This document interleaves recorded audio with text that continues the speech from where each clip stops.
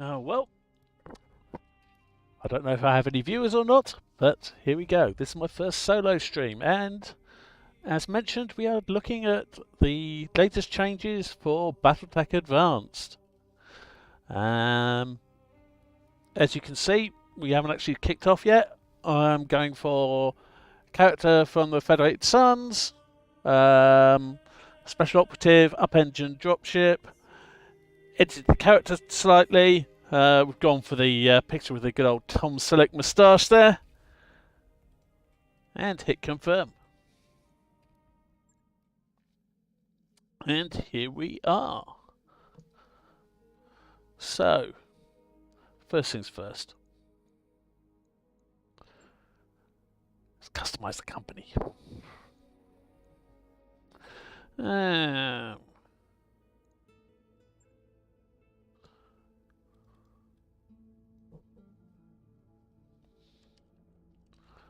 Kraken's Nest. Appropriate for the logo, I'd say. Oops. Let's go back in there. Do you want to tweak colours at all?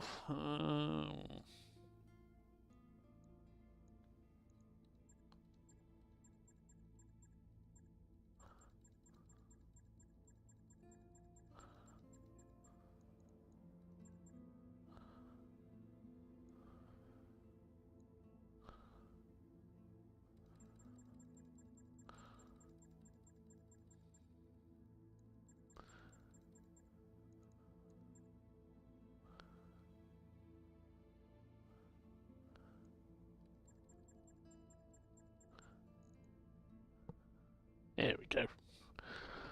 Match the logo with a little bit of purple, just for the hell of it. Right. Now that bit's done. Let's look at what mechs we've got. And our initial starting bits gives us a chance to do a little bit of customization, although we're not massively flush. Primarily what you're getting in here are things like the stuff for battle armor. We'll just hit continue on that. So we have a Wolverine, a Cicada, a Locust, a Swordsman, and a Griffin. Alright. Gonna want to play about with these a little bit, I think. So first of all, let's look at the Wolverine.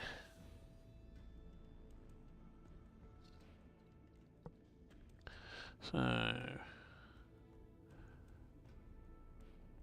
AC5, SRM. Don't really have the option to replace much with laser weapons. We've got the medium laser in the head, but that's the only laser slot the Wolverine's got, so I can't do what I always like to do, which is go for lots of laser weapons. Well, so I've got to strip 5 tons if I want to max the armor on it, which basically what you want to do early on is make your mech survivable, which generally tends to mean removing maxing the armor. So if I do this, strip off all the jump jets, that's a start. Move the ammo from where it was to down there. So I've got 2 and a bit tons. Now what this is showing me is, because I've lost the jump drives, the jump jets, I don't need to worry as much about heat. So take out those heat sinks as well, and suddenly it's a lot better.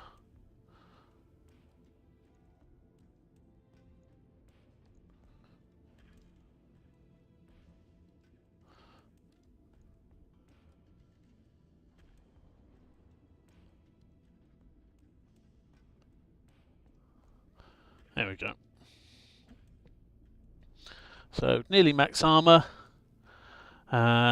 It's got as much firepower as it had before, it just lost the manoeuvrability of the jump jets. And that's going to cost us 2 days of time and 60,000, so we'll go with that. Right. I'll get it in the schedule. Cicada next. Let's have a look at this. Now, the Cicada is great for running around like a blue-assed fly, being really, really fast, and actually being quite squishy.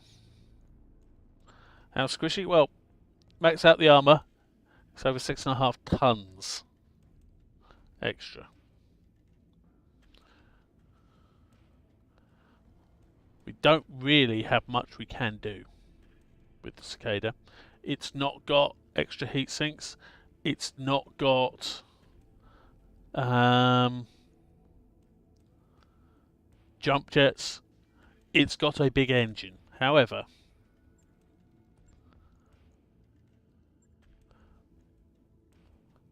we have no other engine cores we can fit, so we can't actually fit anything smaller. So all we can do,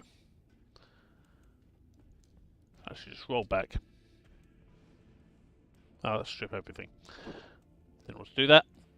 Let's go back. Do you want to exit? Yes, I do.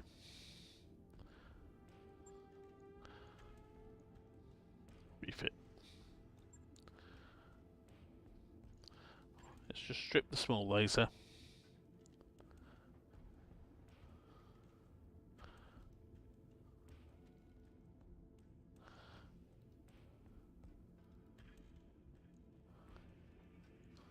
Basically give you a little bit more armour. Yes, it's not as doesn't have quite as much firepower, but to be honest, it's so squishy I don't want it to get in close. That's going to take very little time. That's something at least. So we'll validate that. Locust.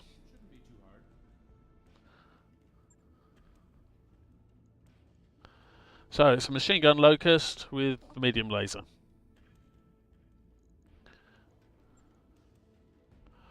One and a bit tons. Well, unlike Mech Warrior, machine guns not fun. They are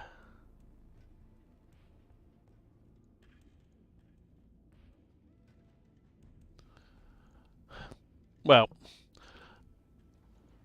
their severe weakness on this is basically the ammo. It was in the center torso, and if you know you lose the if you get shot there and it gets a crit, boom, you lost the whole mech. And they're not that much damage. The medium laser at least has got reasonable range. Yes, at the moment it's under ton, but I can't at this point fit anything else in there. I don't think we've got any sort of equipment.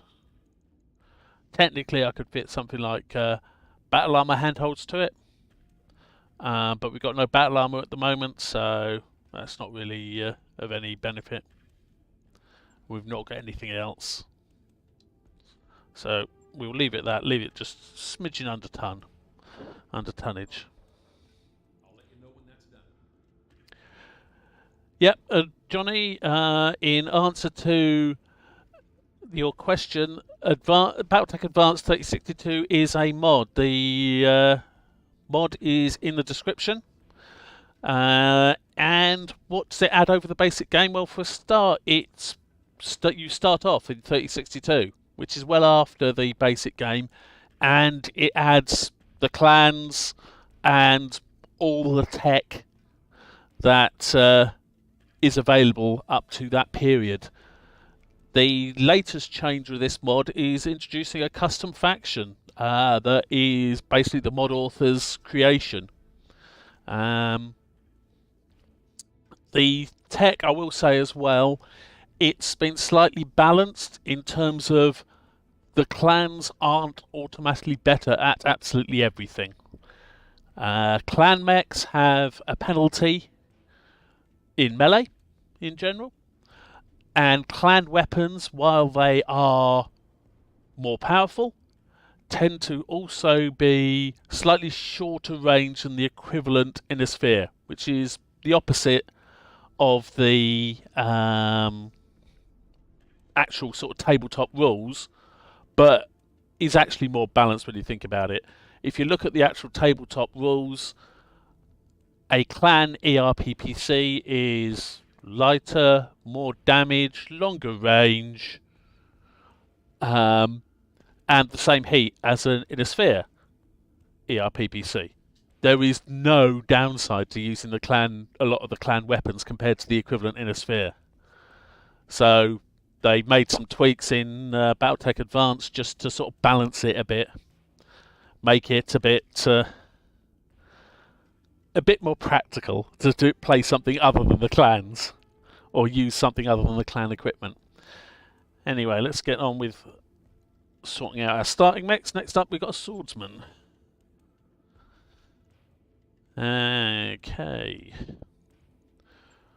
So I need to strip 3 tons if I want max armor. LOM, SOM, AC5 has got a lot of ammo on this beast. So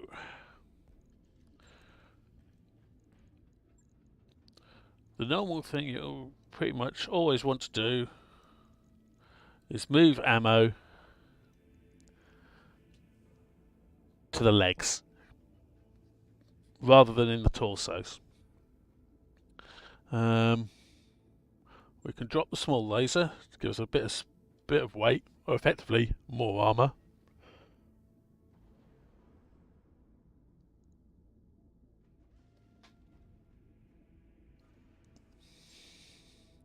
Actually, I'll drop the SRM totally, and that now lets us have basically maximum armor. We've still got the small laser in there. We've dropped the SRM, but we've kept the LOM for that bit longer range firepower, and having that extra armor, especially early on, is important. So let's validate that. Right. I'll get it in the schedule. Finally, we've got a Griffin. So it's not a bad start, really. It's not a bad selection of mechs that we've got to start with.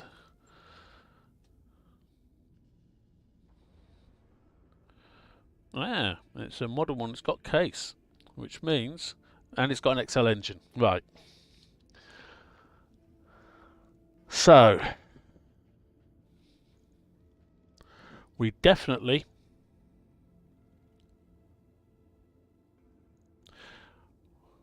although it comes with case, we want to take that out.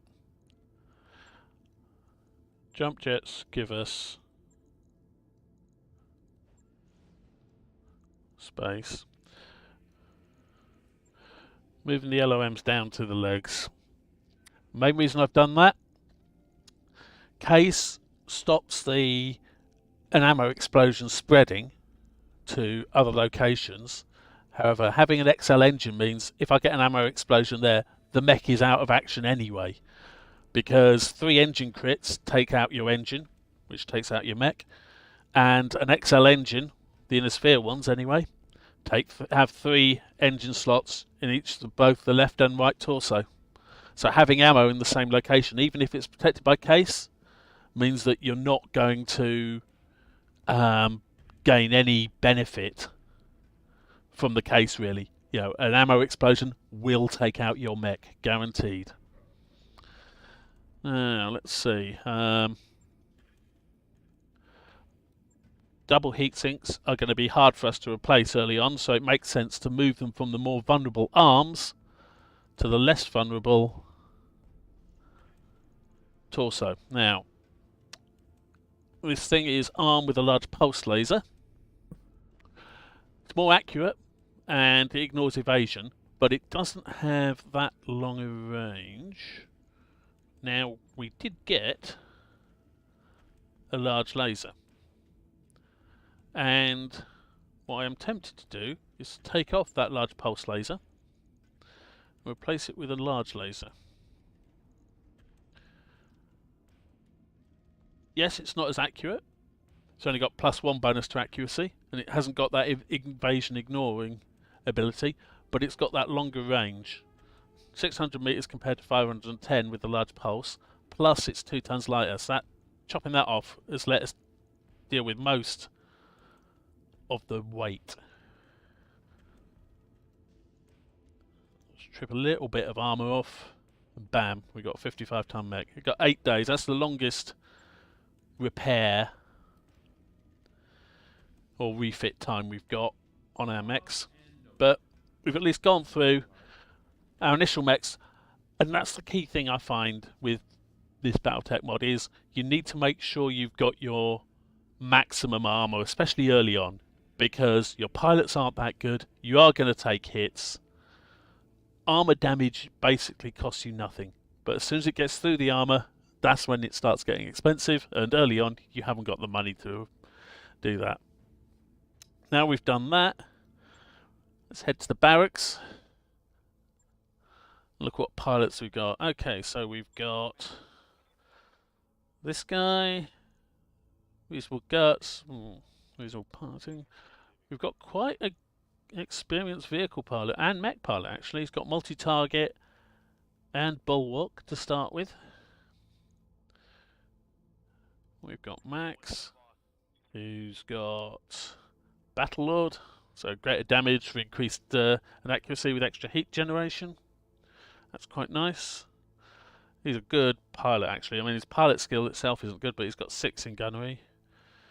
Revolt, Slapdash, Striker, who's got multi-target, and Trigger, who's us. Now, Trigger has some XP to spend, so straight off we can actually give him a little bit of XP, and we'll do that. Get everything up to 4 at least. Training complete. Now, these basically the level 5 in any skill, you get a bonus ability. You can choose what it is, and you can only have 2 of the level 5. 2 of these skills you can only have their abilities in. So that's why I've gone up to 4 and everything, but I haven't yet decided what I'm taking in.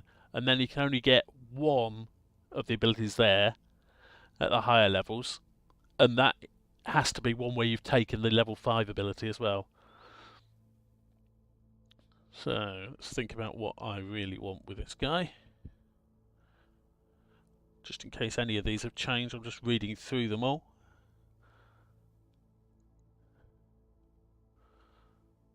Because there have been a couple of major updates to the Battletech Advanced mod, and these things, these abilities are things that do get tweaked by mods. So I'm having a look at everything to make sure that nothing's changed.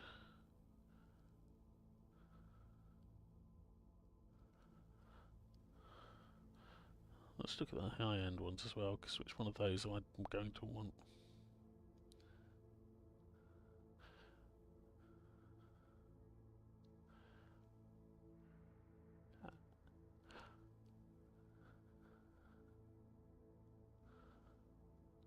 So it's going to go gunnery with this guy, and Battle Lord ability.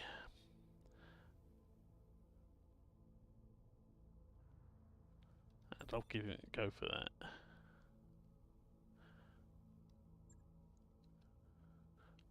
$700 XP left, not enough to give anything out, so that will do.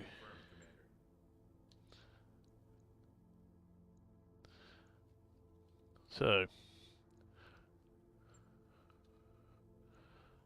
let's quickly go back into the mech bay because we want to have a look. What do we have in the way of vehicles? Okay, so we have a Scorpion, which is an Ultra AC5. Scorpion tank. Yeah, very familiar if you've played Mech Warrior 5, you see a lot of these beasties. And a wheeled APC. And battle armor, we've got 1 suit of Infiltrator Mark II, which is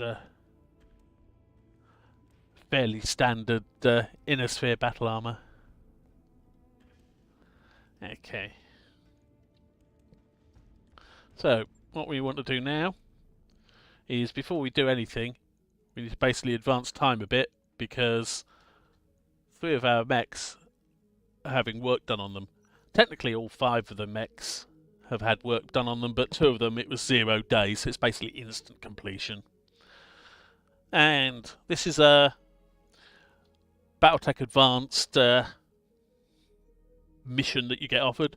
It's a initial mission, lets you get used to things. But yeah, they're basically, we're doing a training mission against local militia.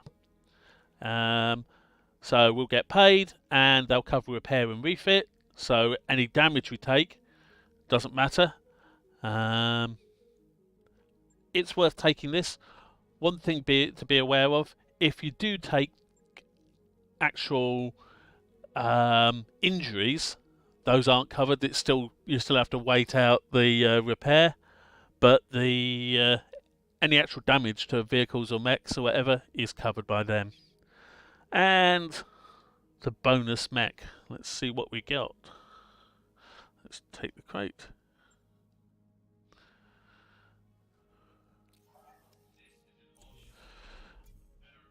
We have another cicada.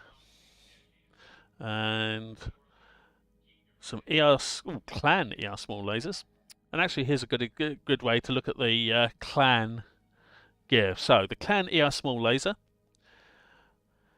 it ignores 4 pips of evasion and 30% chance to deal a critical hit. It's got a range of 200 meters, does 18 damage and 11 heat, and takes up half a ton of weight. The inner sphere version, only 3 pips of evasion ignored, only 20% of chance of a critical hit, so that's 1 less pip and 10% less chance of the crit. Only 15 damage, which is a bit less, but it's only 9 heat compared to 11 for the clan version. And the range, the clan max is 200, the inner sphere is 240, so that's 20% extra range, which can make a difference, especially when you get abilities that increase your range. And we got a narc launcher, which, yeah, it's going to be of limited use for us at the moment, but That mech is ready to fight, Commander. This is an all-ship announcement. It's time for another team-building movie night. so let's just have a look at this new cicada. Mech bays. Yeah, so let's compare this beastie.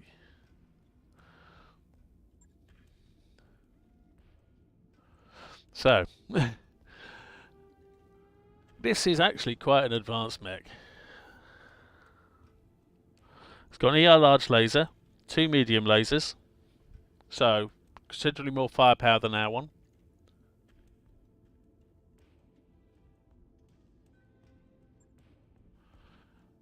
Still got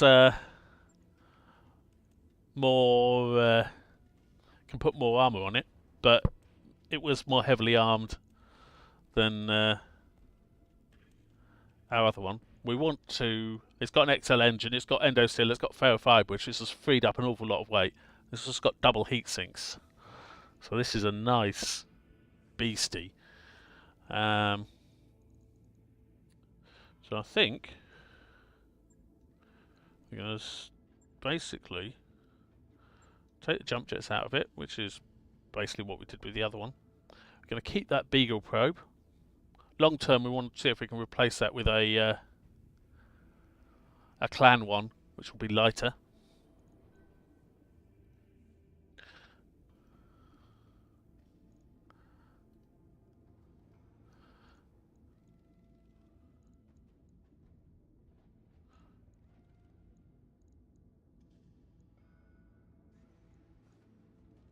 There we go.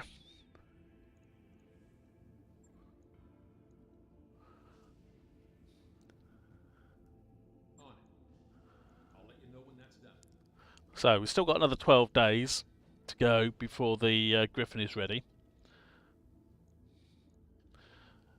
And we now have got 6 mechs, 1 battle armor, and 2 vehicles. And we've got a total of 7, 1, 2, 3, 4, 5, 6, 7 people. So we can't actually use everything we've got. We don't actually have enough pilots if we want to use everything. We don't have any pure vehicle pilots. We do have Flatline that can do both vehicle and mech. But looking at what we've got, I think I'm going to put Trigger Why am I in a cockpit? Is this smart? in that cicada we just got.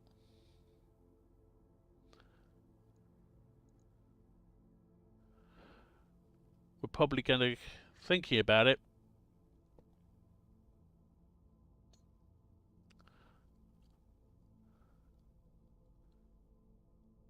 because I think that tank could be vaguely useful, which we'd have to put Flatline in, because he's the only person we've got, unless we go back to the Argo and have a look in the hiring hall. These guys we can't hire because we don't have high enough. Well, there's only 2 options for pilots there.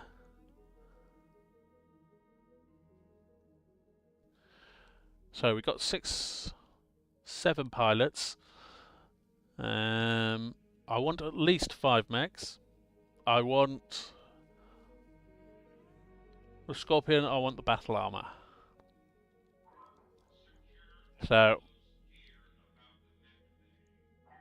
I think what I'm going to do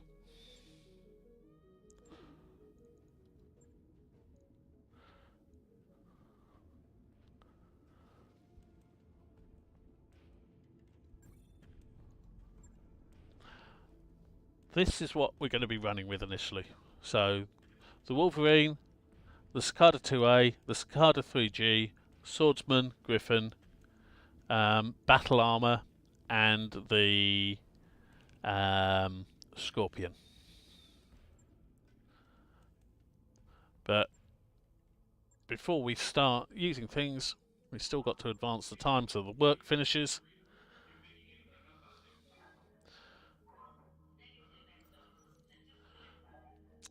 Right, the Merc News broadcast. This is actually quite important for the extra stuff, especially for the custom faction that they've added. You need to actually accept the Merc News broadcast, because this is what triggers events. They come through the Merc News broadcast. And that also means that you get stuff like worlds being taken over and all that sort of thing. So the actual map changes as you play.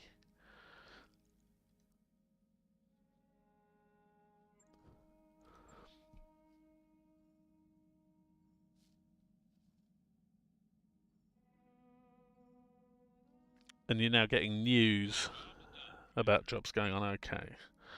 So we've finished all the work. And our monthly bill is 319,000. We've only got 378,000 total, so we need to be learning some money. So let's look at what contracts are. And top one here, BTA live fire exercises. It's one we want to do straight away. A, because we know that any damage we take will be repaired for free. B, it's the easiest. The skull rating is an indication of difficulty. But while we're here, we have a quick look. So, battle against Novacat, which means clan. Battle against Karita. That's the one problem with this is all the missions are basically procedurally generated, and if a faction exists, it can occur. So this the waffle for this mission is, there's a band of local brigands, remnants from a Novacat battalion that saw action in the Third Succession War. Now, anyone that knows Battletech history will know that, hang on, Third Succession War, the Novacats weren't in the inner sphere then. And also, Novacats don't use battalions; they use stars and galaxies and clusters. But that, unfortunately, is the downside of procedural generation. Patrol. Yeah, battle against Kurita Lance. Blackout mission.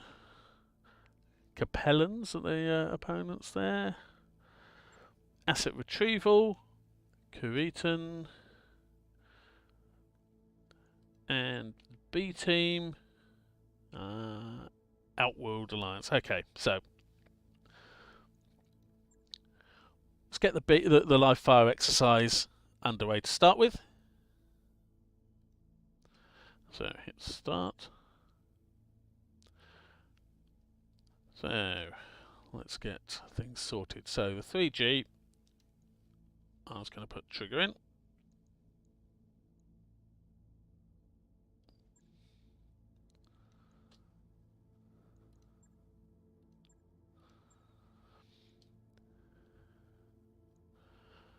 We've got the Griffin.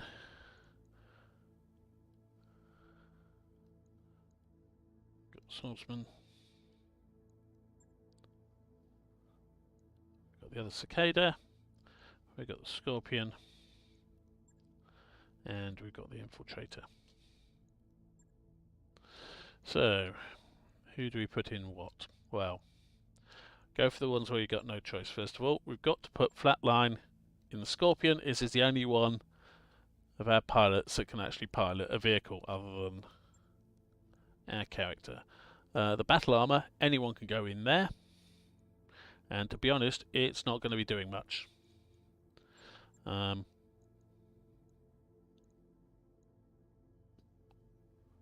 not sure what I managed to do there. Did I manage to, yeah.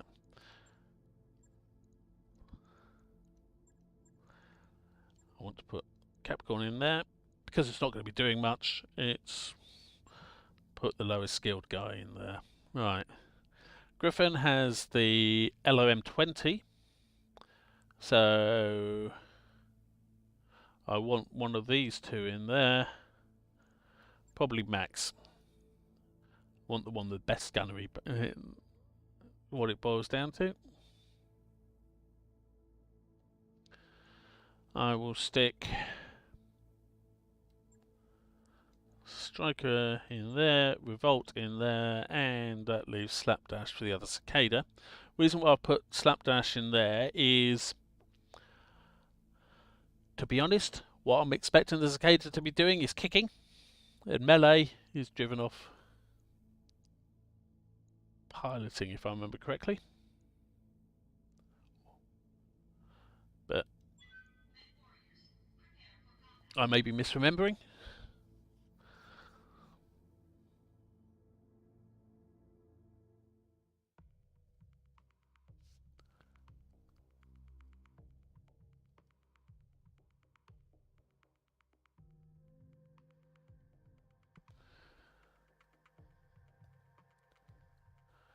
This is the exciting bit where you just sit there and watch a wheel spin round, but there you go. Not much that can be done about that.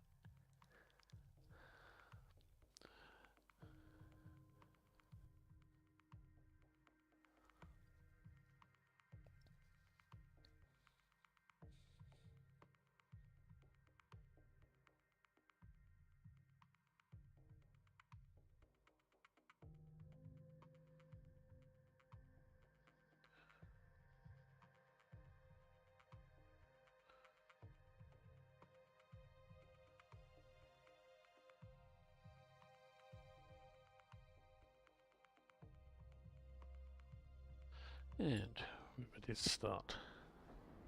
Command interface initiated.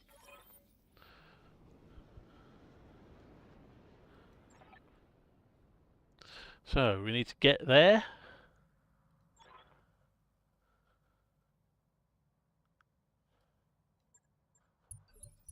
Alright, keep your eyes open and watch your sensors.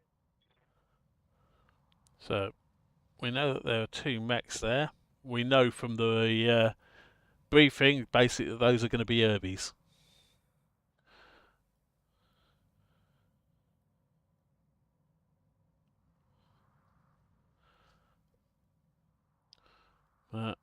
They've probably spotted us as well.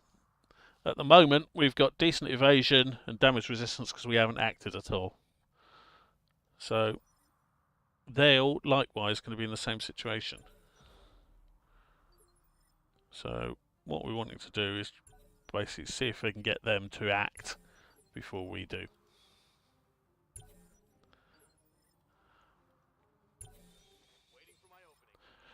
Chances are they're just going to be doing basically the same thing. Okay.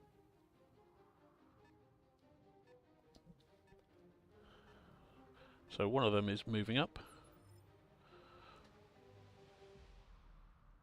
Waiting for orders.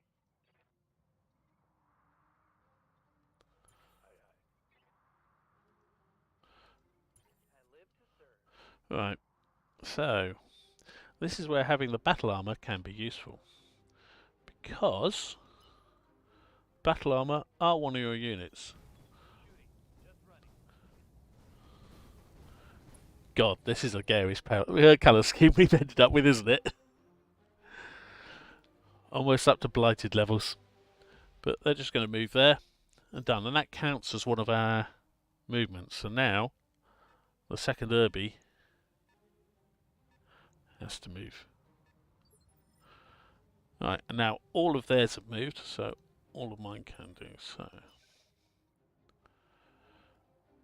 And yep, he's basically stuck. So we can use careful maneuvers, reduces movement extremely heavily, bringing it to a crawl, but allows the unit to ignore all pathing and terrain restrictions for the turn in order to try and stick itself in bad terrain, which is basically what we're in.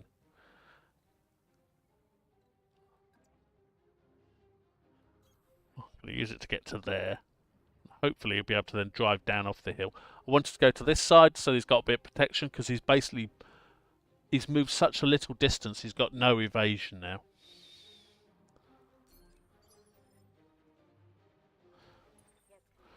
Right, this is the cicada. And this is not the cicada that I'm in, this is the other one. So if I sprint, you can get line of sight on both of them. You can get line of sight from higher ground and be in woods. Yeah. Line of sight from higher ground, be in woods, and have 6 points of evasion. That should be quite good. I'll hit space to speed up the movement. So there we go. We knew what they were. Urban Mech, and these are Urban Mech TDs. They basically got LOM 15s with practice ammo in. So 21 or 35, yeah. So I've got the one at the back has got 3 pips of evasion, so it's the harder target. Plus, you see the line going to it. It's got it changes colour partway through. That means it's got a bit of cover from the terrain. Whereas the one in front, I've got 35% chance to hit that, and it's an unbroken line, all staying the same colour all the way. So it's the obvious one to go for, and both hit.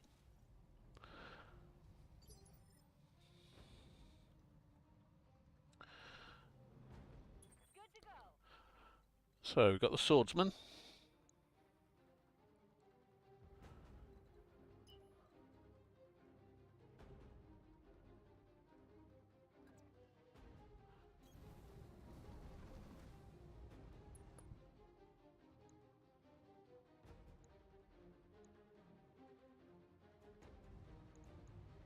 Tell me what to do.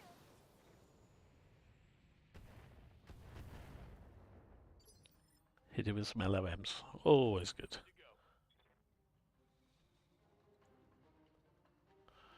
The Wolverine.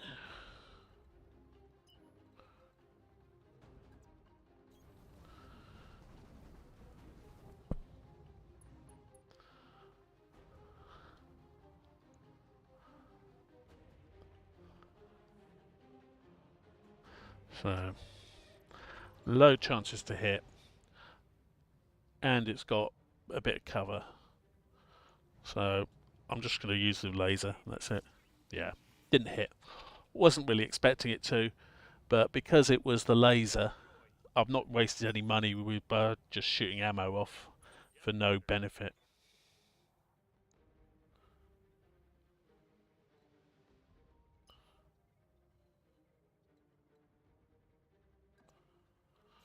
And bring up the Griffin.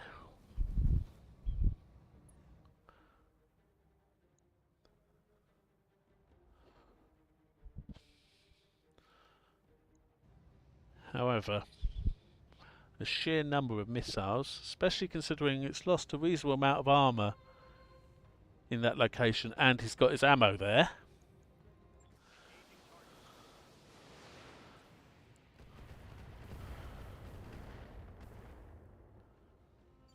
Give him something to think about.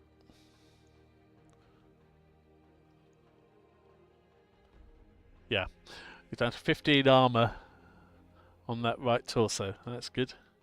And finally, Why am I in a cockpit? Is this smart?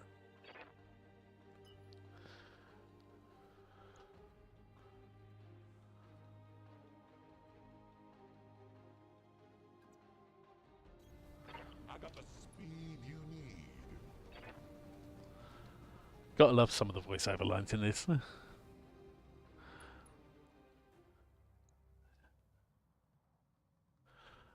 we go. Far better chance of hitting. Or I could do an active probe ping, but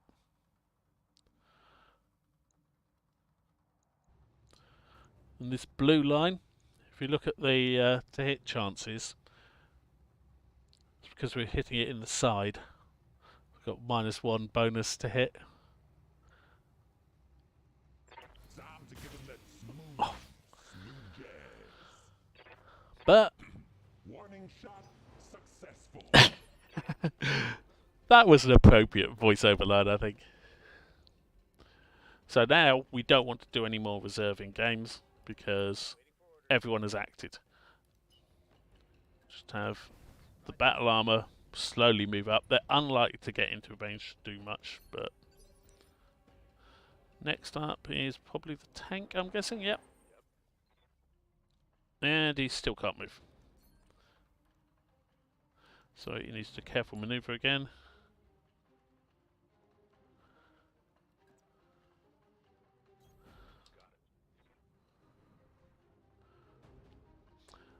That's the trouble, is all the maps are something that can't be easily changed by the mods at all, and they're predetermined sort of, or they may look like, oh, you should be able to get up there. If HBS,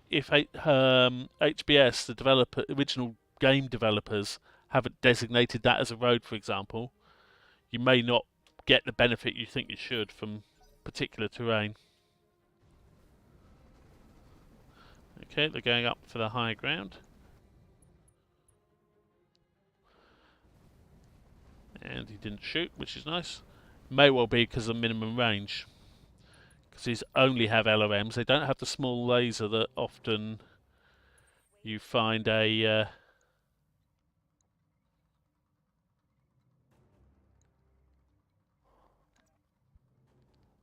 urban mech does. But let's see, if I go around to there and I keep from there. This is the one we've already damaged.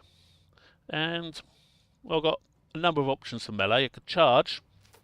Charging is bad, generally, because it damages you as well. Kick is what it sounds like. You're doing a kick. And it will only hit one of the two legs. And it will let you fire.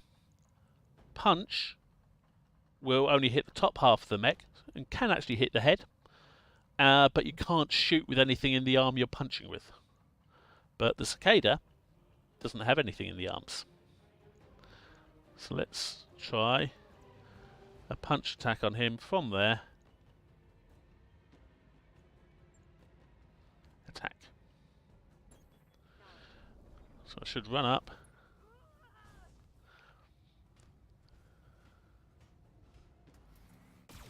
And then shoot him.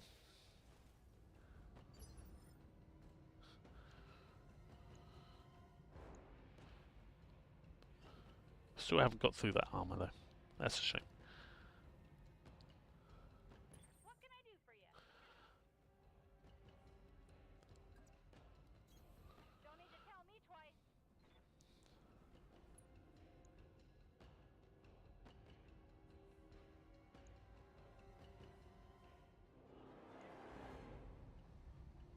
Okay, I won't shoot the LOM because of minimum range. I've got a very low chance of hitting.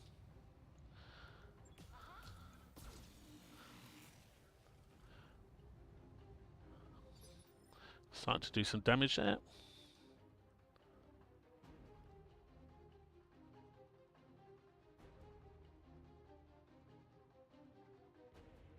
Wait, why am I in a cockpit? Is this smart?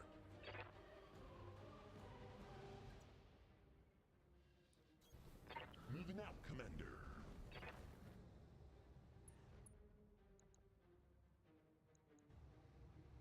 Right, the green line here. Basically, it's a rear attack. If you can get a green line on your target, it's very useful because rear armor tends to be weakest. Now, in this case, this is the one we've been shooting. It's already got a fair amount of damage, but all the damage is concentrated on the front. So that's why, if I tab back, I'm going for the one that we haven't damaged. I think let's just check to hit chance. Ooh, mind you, got far higher hit chance, but nah, I'm going to go for the other one. Time to give him that smooth Rear attack also ignores the 20% damage reduction they've got just from terrain and what have you. Okay, the Wolverine. Can't get into the rear of anyone.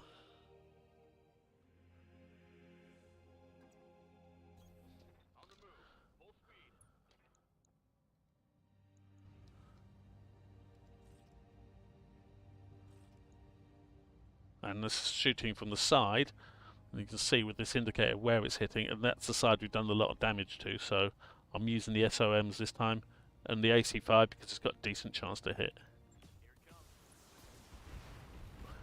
And yep, we've destroyed a heatsink. We've got the structure exposed, and he's now unsettled, which gives him a penalty on some of his attacks. And the Griffin.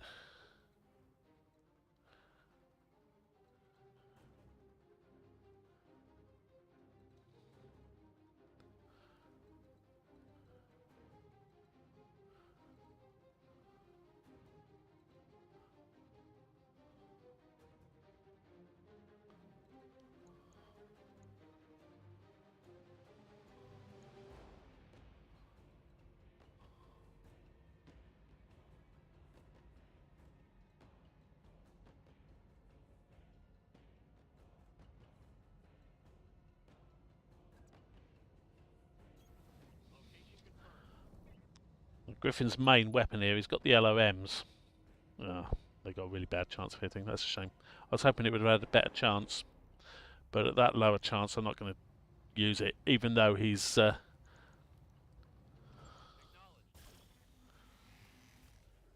his structure exposed. If it had about a 30 or 40% chance I would have used them, because they're very good for basically trying to get crits on a target.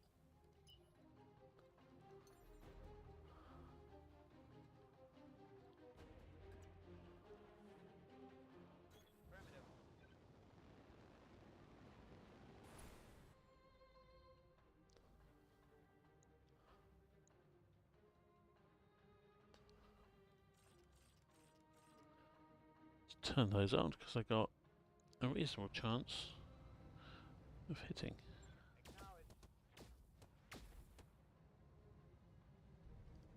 I say that. That voice pack, that could be blighted really, couldn't it?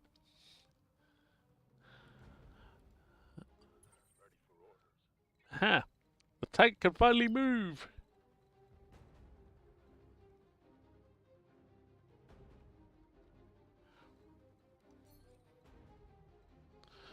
Now it's going to sprint.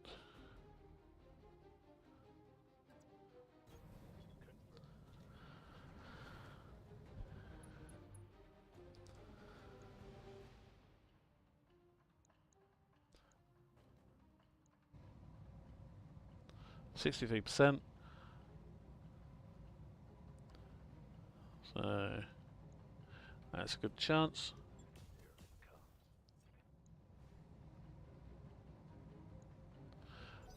Ultra AC basically means it gets 2 shots.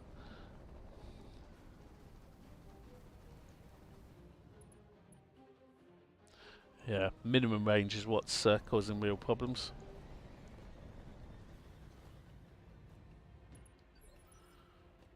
They get such a low chance to hit that they're not bothering to shoot. Ready for orders.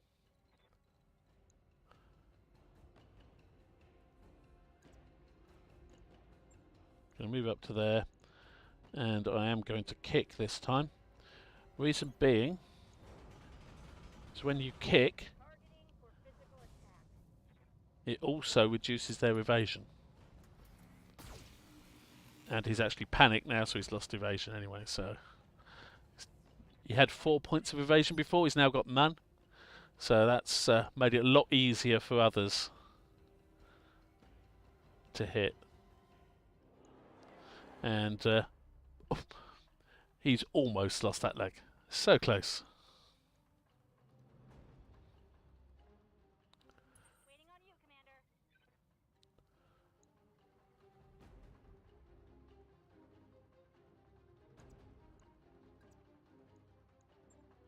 Now, you notice here, the AC5 and the LOM are crossed out because they can't be used in melee.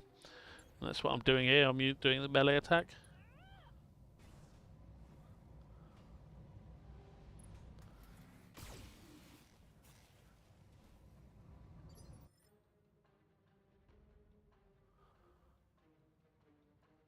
Wait, why am I in a cockpit? Is this smart?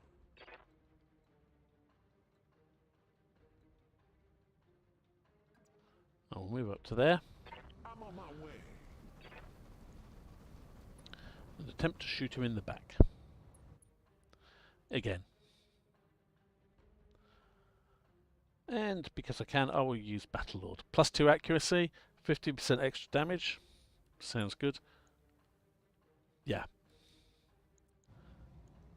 Time to give him that smooth jazz.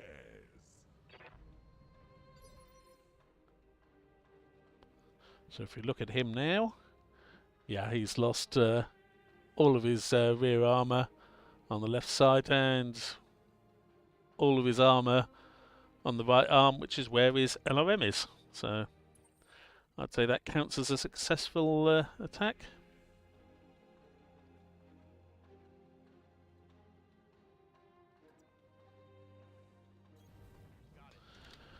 Bring the Wolverine up.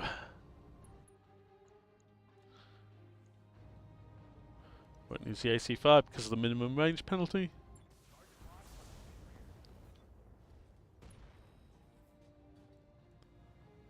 Inflicted some heavy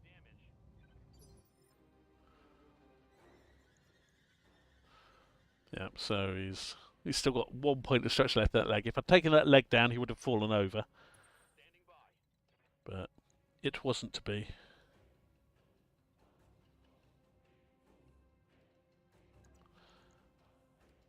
And we'll continue with the kicking. Melee early on is often your most effective tactic.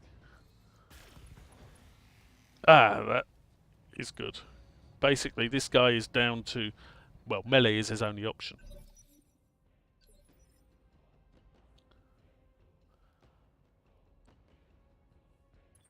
by.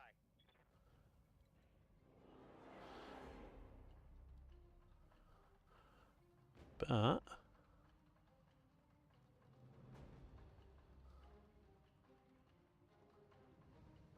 yeah, no.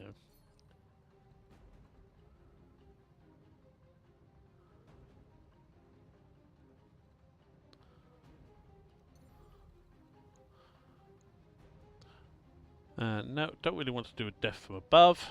I'm in battle armor. He's not.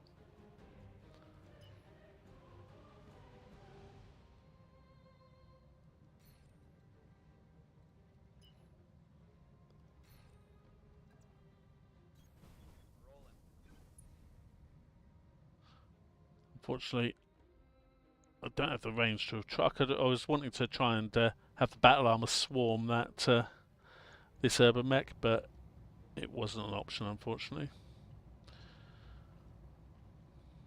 But it's at close range.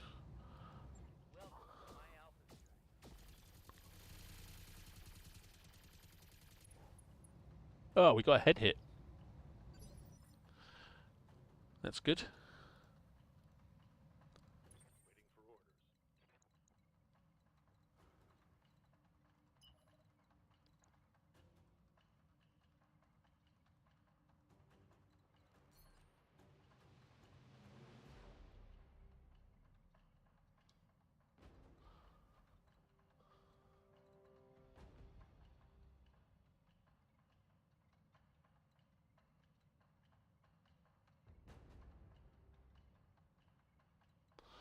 Just trying to find them. Yeah, move there. Face that way. So 84% on that one and 79 on that one. But his stability here is quite low. So even if I don't kill him, no, didn't do enough to make him fall over. That's what I was trying to do there.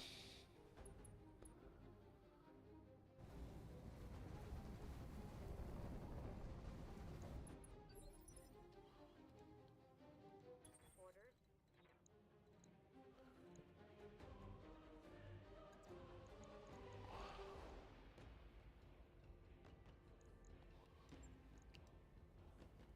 More of the same, basically. Just keep up the pressure on them. And note the damage from the kick. It did 40. I don't know if you saw, but earlier the Griffin, that did 55. Your base damage from a kick is dependent on the weight of the mech doing the kicking. I hear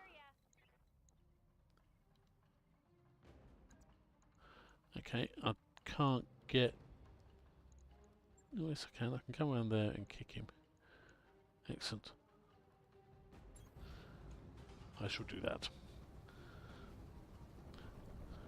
The game does pay attention to things, so if you're slightly below a mech, for example, you can't kick it because, well, you can't actually reach it to kick it. Or your legs can't. Wait, why am I in a cockpit? Is this smart?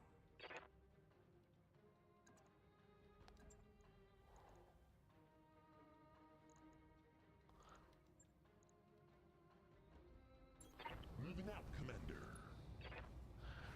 Spreading the love with my fists. Oh. Pilot is bleeding out. Oh, and he's punched out. Excellent. One down, one to go.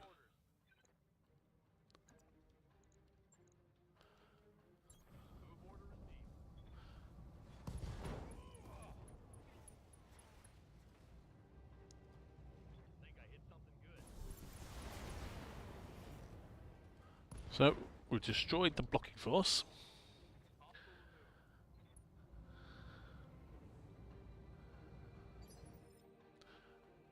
And most importantly, we didn't take any damage. That's the key thing. Damage is bad, even though they're repairing it for free. There's always a chance of something like a lucky head hit that would cause an injury. And given our number of pilots, well, injuries are bad. Okay, so we're now out of combat, so we can just move them.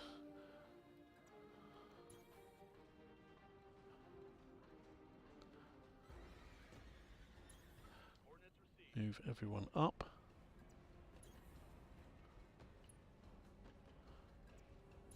You betcha. I don't want to move everyone in, or move someone in, because that will trigger the spawning of the next part, the convoy we need to actually escort. Basically, it will count as us securing the rally point until everyone's here. So let's see where people can get to. You can move up. Yes, Commander. Firing jump jet. I don't know if you notice as well, with battle armor, they're jump jets, yes indeed. They are actually longer ranged. They can jump further than they can actually walk or even sprint. So often with battle armor, your best movement option, if they're not in an APC or riding on a mech, is to actually just bunny hop around everywhere. It's quite funny, really. Space to speed up that movement. Okay, so we've got enemy contact somewhere.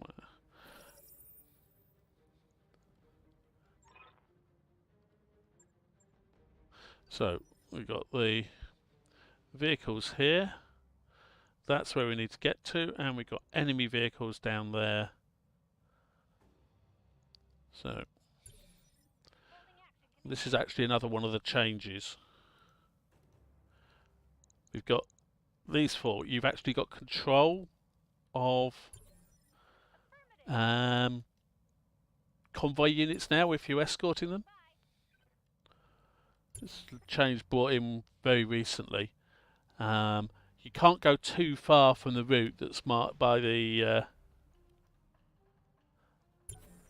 smoke, but it does mean you can at least move a bit. Okay, so we've got a bulldog, which is armed with a Gauss rifle. It'll be a training Gauss rifle, but still a Gauss rifle.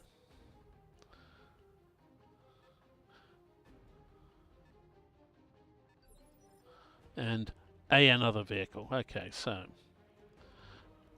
first of all, let's get our battle armor just heading across here, just so that they're stand a slim chance of getting into range.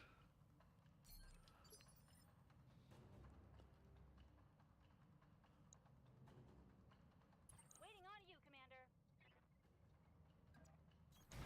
Coordinates received.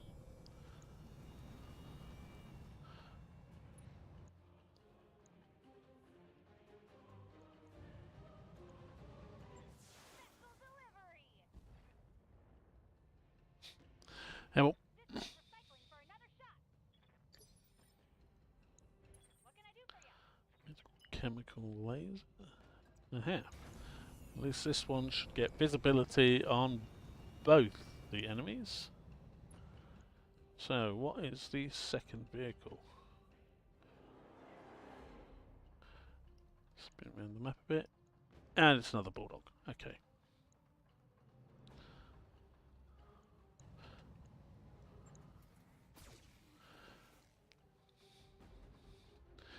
In case you're wondering the reason why they got such a high hit chance, well,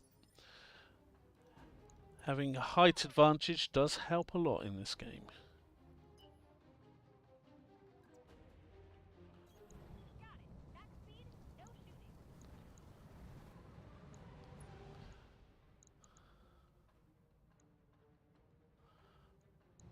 So if you look at this, yeah, height diff, -1 penalty.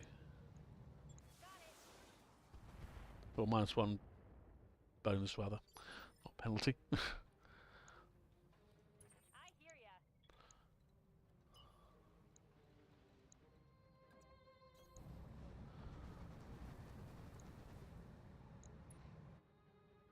So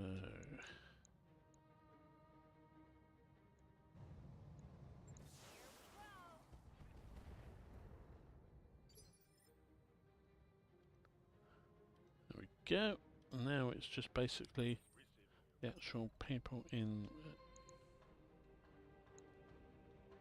Well, I think looking at the terrain, if I go down here with a vehicle, I won't be able to get down that bit. So I'm going to have to stay up here, which isn't necessarily a bad thing. And I can do a precise strike reduces its initiative, and increases my chance to hit. Yeah, 96% chance. You see, I'm quite a bit higher up than the other vehicles, so I've got a -3 as opposed to the -1 or -2 they were getting. It looks like the outforce commander took my bribe. Oh, baby. Standing by. Okay, it's a cicada.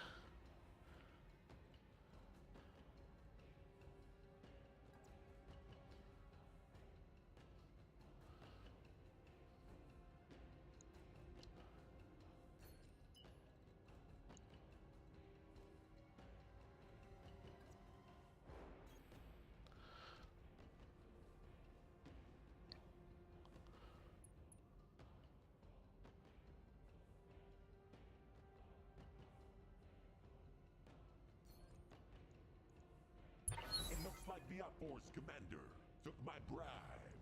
Oh, baby. Continue trying to do some damage to him.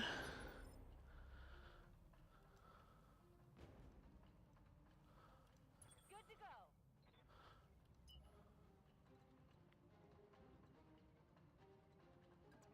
Going turbo.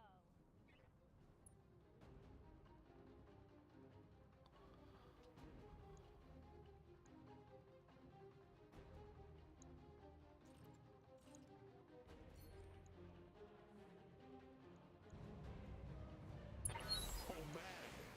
We got this made.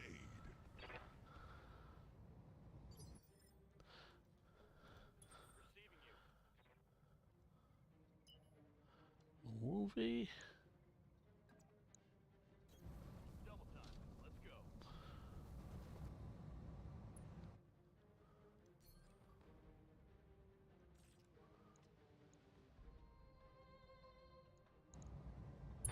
Oh, man. We got this made. You see, as with an awful lot of sort of strategy type games, concentrating your firepower can be very useful.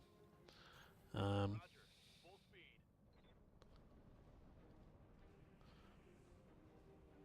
It's basically, especially with these vehicles, they've got a single weapon effectively. They've got machine guns as well, but effectively they've got a single weapon. That single weapon is the Gauss rifle. But until we actually get through the structure, excellent, and we did there. The LOMs then finished it off. Basically, it has no effect on their combat ability. So it's far better for us to be concentrating on that one vehicle, Why am I in a cockpit? taking it out, rather than splitting our fire between the two of them. I mean, obviously, You need. we've only got one target left now, so there is a reason now to go for the one vehicle, for the other vehicle. But what's our chance to hit? Okay, let's use Battle Lord again. Give us a better chance to hit. 39 points damage. Start getting through its armor, because that's the thing with vehicles. They have armor. They have lots of armor. Really, for their weight, they've got, you know, sort of more armor, because partly because they've got less physical locations. Because a mech has got left and right leg, left and right arm, left and right torso, center torso, head. Whereas the vehicle, if you look at a vehicle, it's just got front, back, left, right, and turret. So, for the same weight of armor, they have more armor protection per location.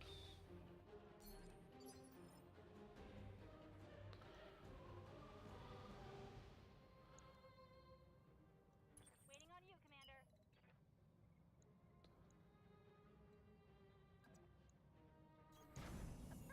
Let's move some of these guys down.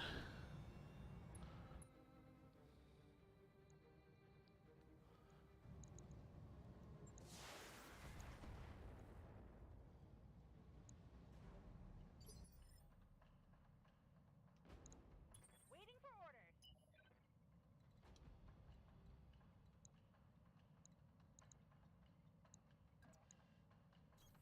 Pedal to the metal.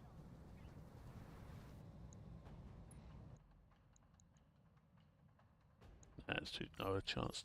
Don't want to take that. What can I do for you?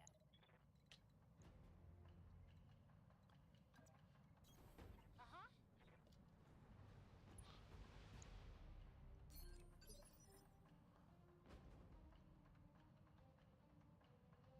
Standing by.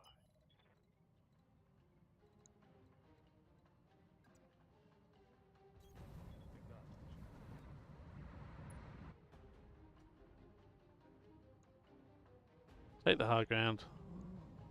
Huge stim from it. I think that was only one hit, but again, it's more armor off him. Every little helps.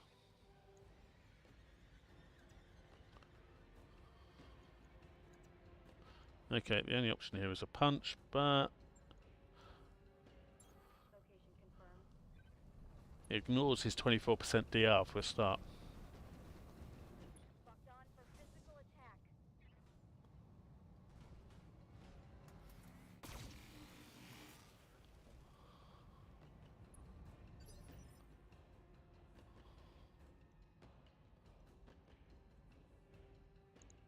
I hear ya.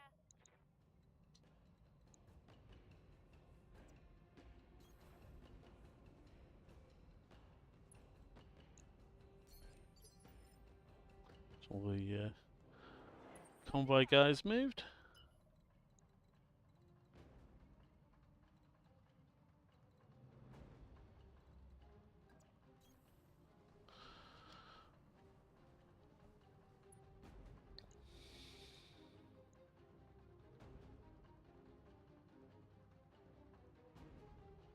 Oh, it's got a reasonable chance, 61% with the LOM. And I might as well use the medium lasers because they don't use ammo. Another reason why I tend to like having energy weapon Oh mechs. man, you got me.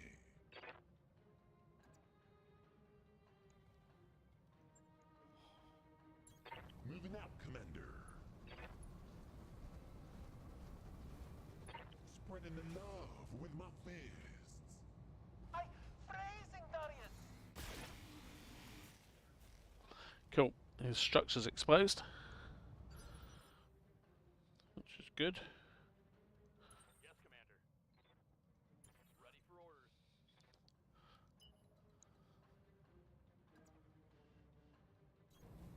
Move up with the Griffin. Now we can do some initiative games. Well,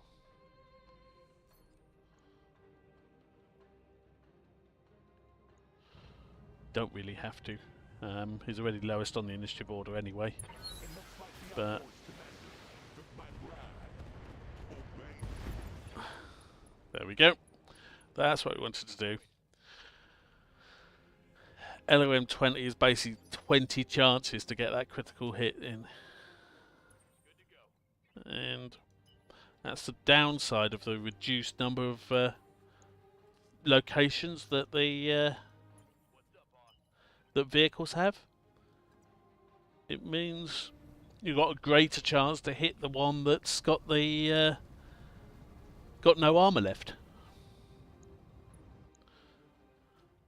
Anyway.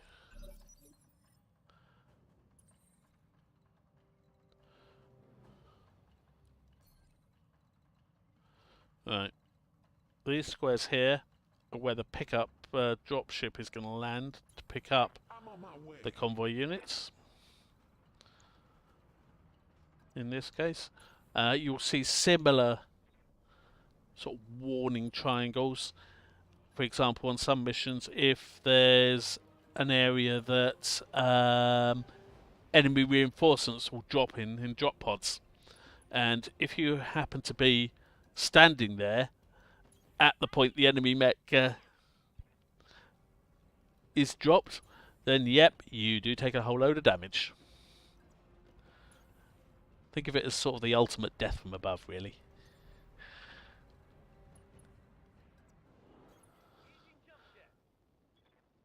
It's not quite long enough jump jet range to get to the bottom of that canyon, but it gets close. In the meantime, these guys can all zoom towards the... You're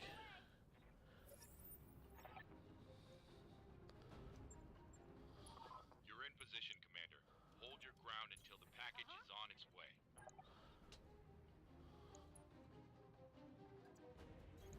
I read you, Commander. Moving out. So we've got some more enemies somewhere. And there's a dropship coming in to pick them up.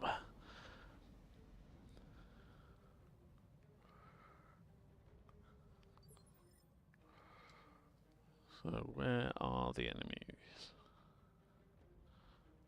Quick look round.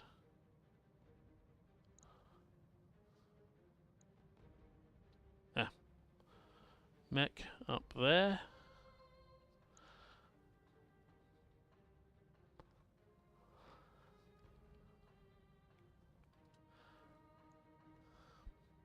Now, because we've already started moving, we gain nothing from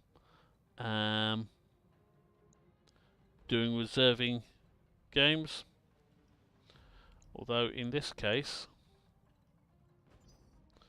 this particular vehicle has moved, but it's got a nice high evasion. Whereas if it stays within here, it would only have 1 or so evasion. So I'm going to reserve for the moment.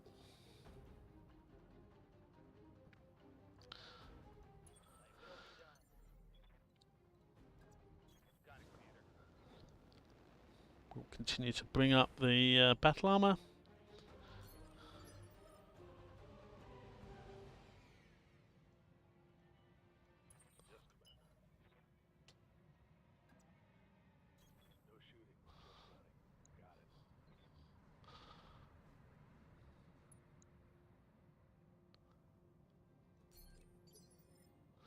Right. Got it.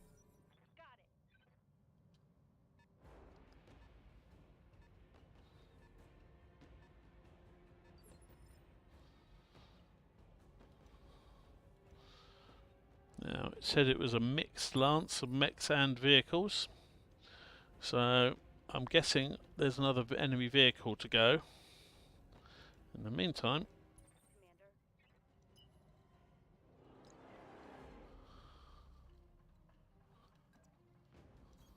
Going full throttle. this will technically, I think, when I'm up there, end up being a side shot, but it doesn't know until you actually see the mech. Yeah. And we spotted the vehicle, and it is a demolisher. Ooh, twin Gauss rifles and twin medium lasers. Yeah, that's nasty. Roger.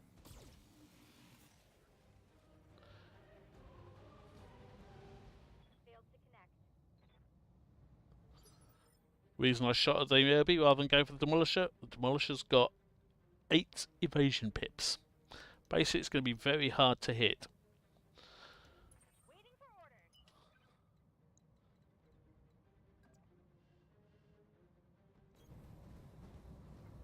They've also got the high ground up there, so shooting from down here is going to be, well, low chance to hit. I'm going to see what it is for the Irby. Yeah, 19%. I'm not going to go for that. Because unlike something like MechWarrior 5, you pay for all your ammo. So at the end of the mission, I will get a bill for all the ammo I've used. I'll need to pay for that. It's not going to be a problem paying for it, but it does mean, yeah, there's no point. I'll use Battlelord.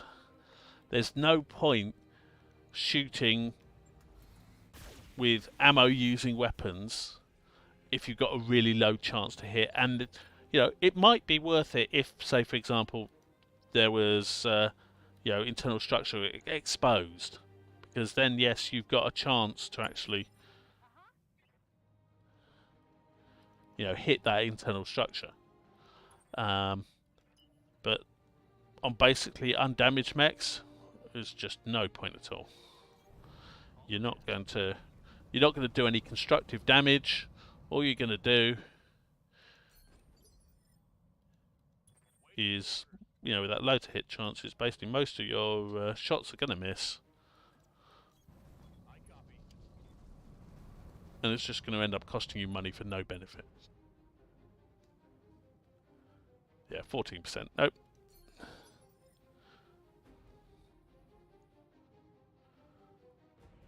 So I've basically just got the 4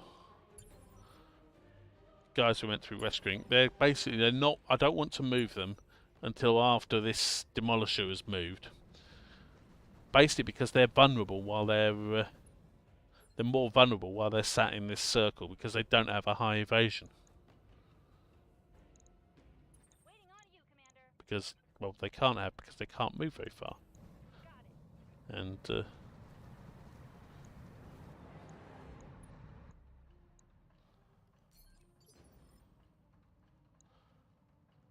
What can I do for you? but if all 4 finish the turn in here, they should then get lifted off Good to go. the battlefield. Yes, that does mean that I lose the minimal firepower that they provide, but as one of our goals on our mission is to ensure all 4 What can I do for you? survive, well, we want to make sure that all 4 do survive. So we now need to get to the evac zone. With any mission where you've got a get to the evac zone objective, there is a second way that isn't mentioned here of, you know, winning the battle, and that is purely and simply killing all the enemy. If you kill all the enemy, the game quite nicely just makes the assumption that yes, you have been able to get safely to the extraction zone, which is, I'll say, pretty reasonable. You know, it's not like there's any enemy left to actually cause you problems. So why shouldn't you be able to get to your get to the extraction zone safely? Right. It's the Urbimech. He's probably going to be able to shoot at something if he's got... Oh, no. I suspect what the problem was there, the reason why I didn't fire, is these 2 were too close, and he can't actually properly see, once he'd moved, any of the guys down here. Receiving you.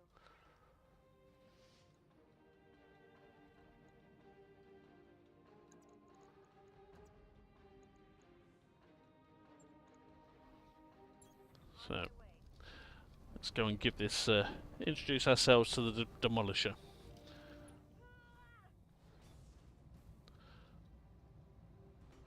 It's taken away its evasion and done a little bit of damage to it.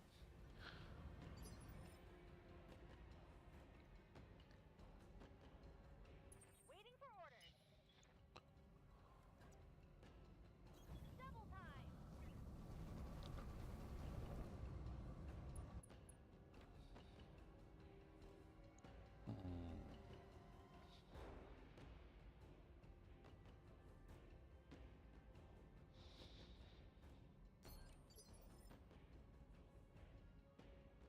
Wait, why am I in a cockpit?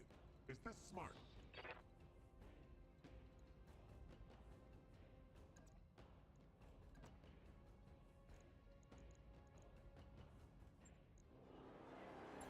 Moving out, Commander. So move up, Spreading the love with my fists. give this guy a kick so to remove his evasion.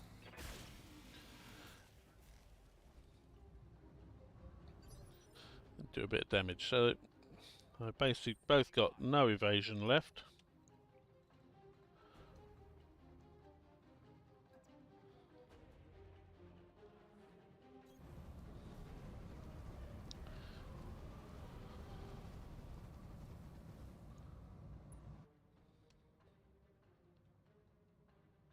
Gets reasonable chances to hit. If I use precise strike, they get better. I will shoot him with everything. Reduces its initiative, but that doesn't really have an effect because it was already bottom of the order. But the main reason for doing the precise strike was to increase the chance to hit rather than the reduced initiative. 57 or 70%, that will do nicely. Oh man, we've got this made.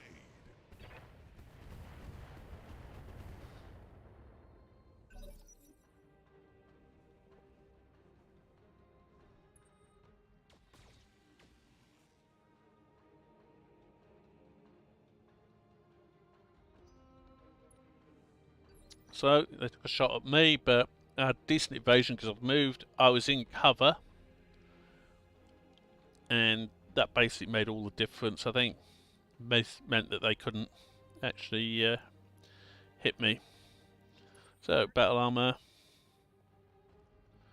doesn't want to sprint, it wants to jump. It's slowly making up. And this is the other reason why I'm going for the kill rather than the get everyone out option.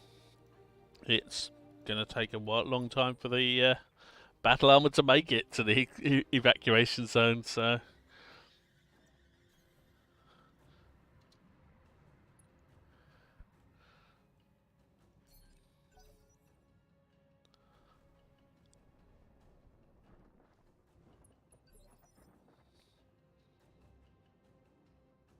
Ready for orders.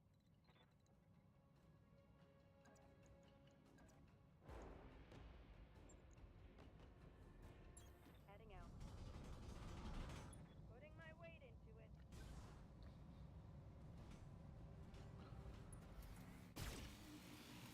cool. So shot it from the back.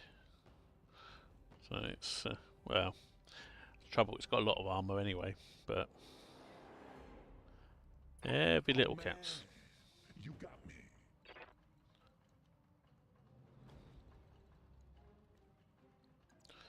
Gonna go and kick the tank.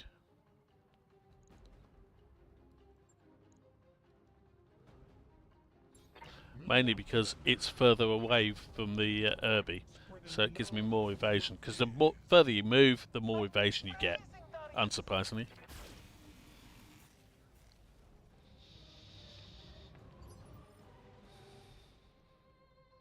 Good to go.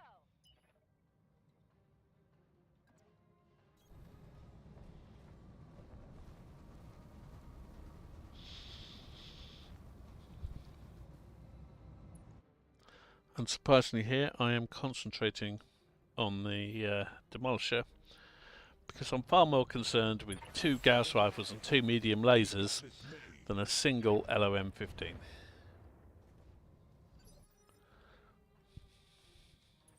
for orders.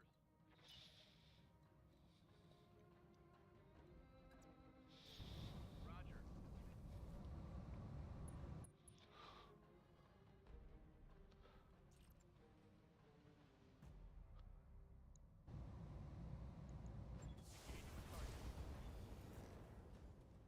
And just pouring damage into it.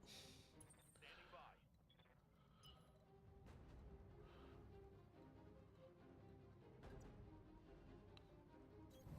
Acknowledged. Especially if I can do it from the side, because it gives you a better chance to hit. Yeah, I won't bother with the LOMs, it's inside minimum range.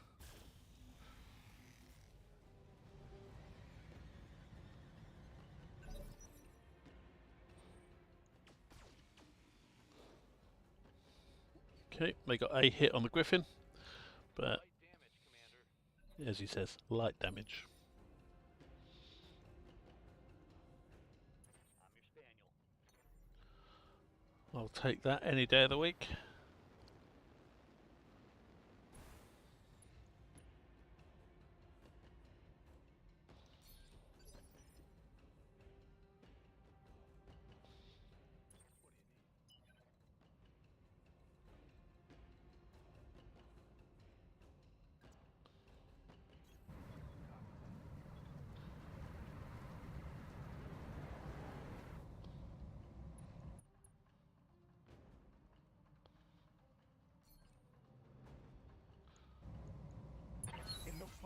Force commander took my bribe.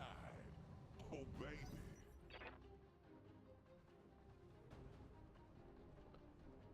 baby. Be moving, but not shooting.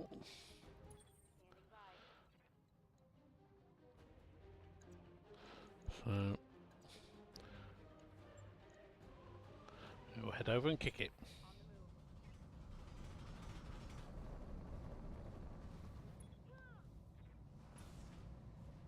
Again, the reason for doing this, rather than sticking with the tank, is basically I don't want to be sat right next to that tank with very low initiative, which is what would have happened if I'd just kicked it with a cicada. Waiting on you, Commander. Got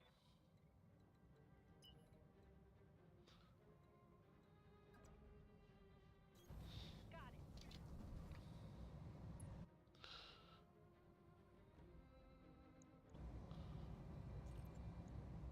Time to die.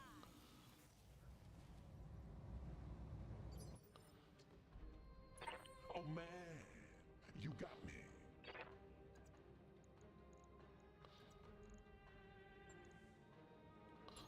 Moving out, commander. Spreading the love with my fist. Cool, we'll take its leg out. That knocks it over.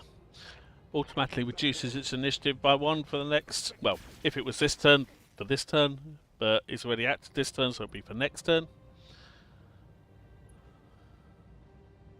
And also when you fall over, you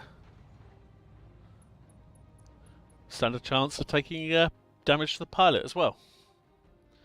So, another reason why melee early on is good.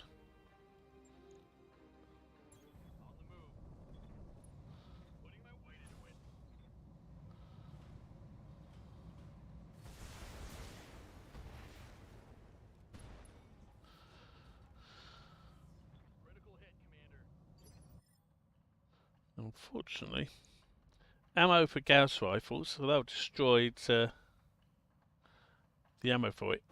That's one of the few ammo types that doesn't actually explode. Plus, it's not the only ammo. No, it's not the only Gauss ammo it's got. That's a bit of a shame. Would have liked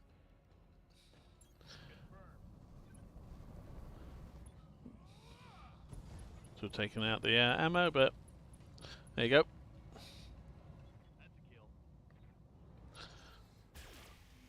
And just to make sure, he'll shoot his laser at it as well. But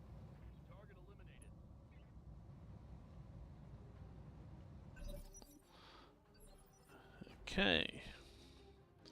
So you notice the indicator for the Irby, it's now on 7. Because we knocked it down, it went back in the initiative order, which is always useful. Move up the battle armor, and we're basically in cleanup now. So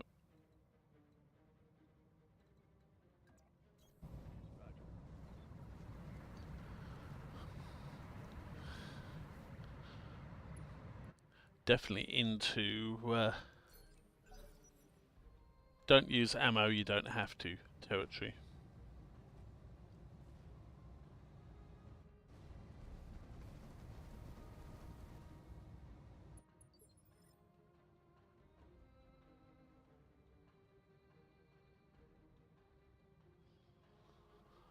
So, let's see.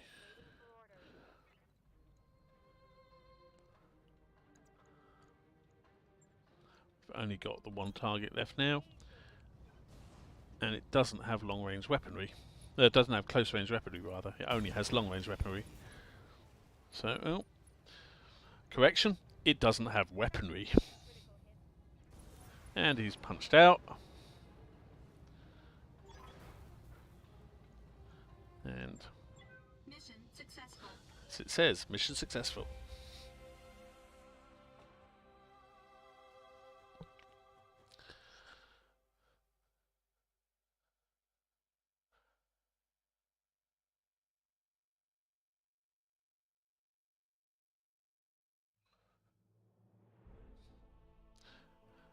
Okay, so everything was successful. 321,000. See, 8,000 ammo cost, but given our money at the moment, that's at 321,000. That's the useful thing. So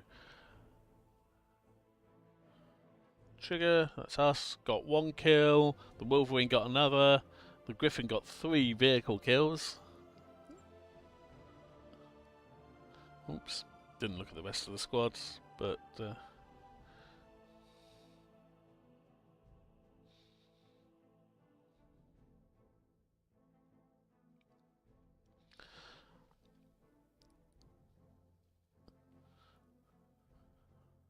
while we're waiting, I'll briefly mute myself while I... Oh, no, I won't. I was about to say I'll briefly mute myself and have a drink and a quick snack, but I'll wait till next time. Okay, so we're now up to 700,000. So we are in profit because we started with 600,000. But let's see if we can find another mission.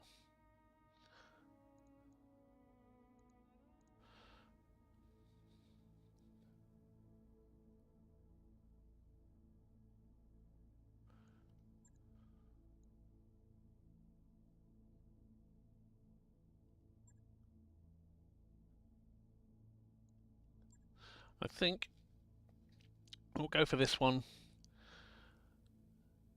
against Caritans. Then we've got these two. Yeah. Go for this one for Federated Suns. So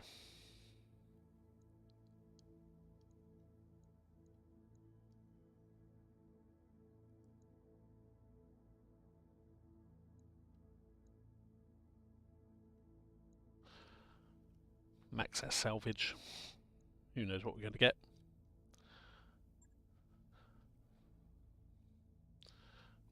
Basically, we'll send the same team. I don't think anyone's going to have gotten enough XP to actually have any experience spend, so I'll just go straight for deploy. And now I will mute myself while I...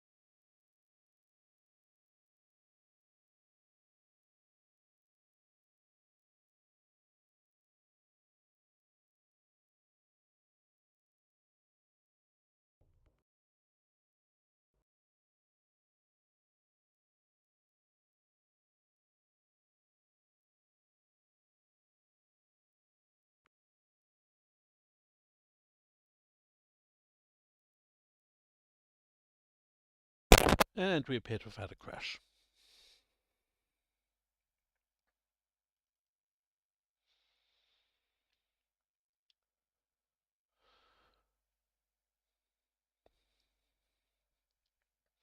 Let's fire it up again and see when the last autosave was. Hopefully, it was after the mission we did. But we shall see.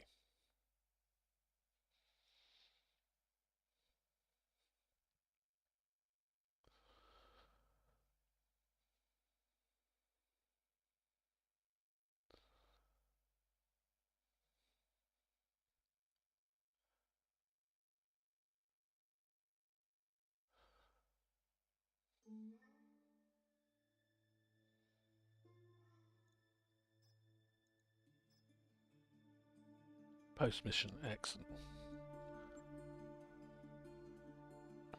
So we haven't really lost anything.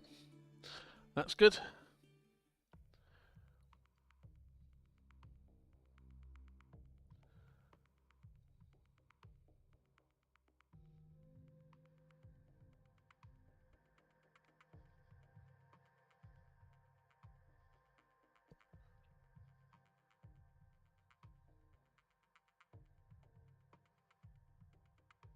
Don't know how many people are out there watching this, but feel free to say something in the chat. I've got it open on another screen, so hopefully I'll see your comments.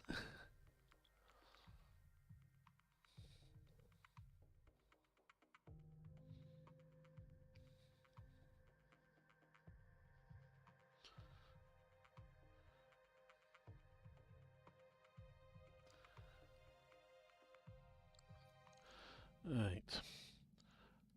As we go back to this, I might as well have a very quick look, see whether anyone's got enough to spend. Yes, yeah, so he's got 1100.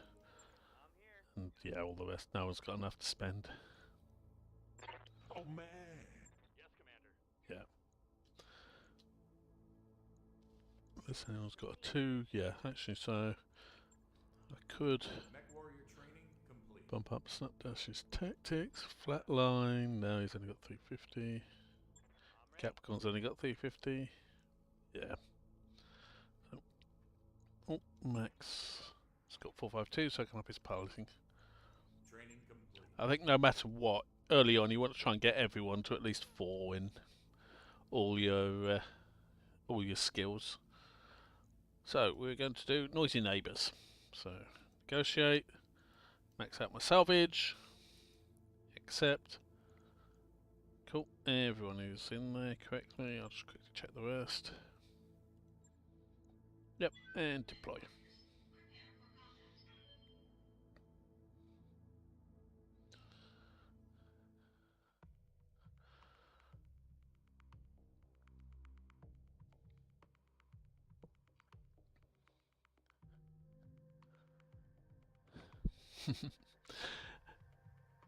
Corruption of Arthur C. Clarke's famous saying there.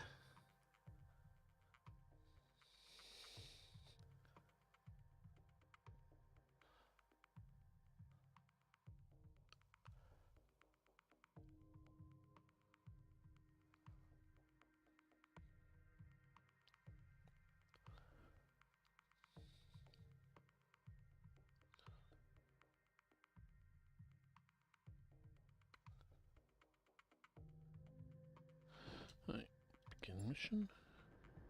Yeah, this is looking better. Interface initiated.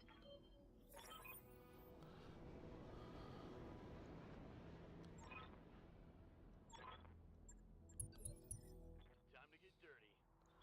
So, okay, so we've got the battle armor down there. We've got one cicada down there. The edge of the map is here. You can see this yellow line. At least the scorpion should be able to move. Okay, so we've got a mech down there that we have no idea what it is.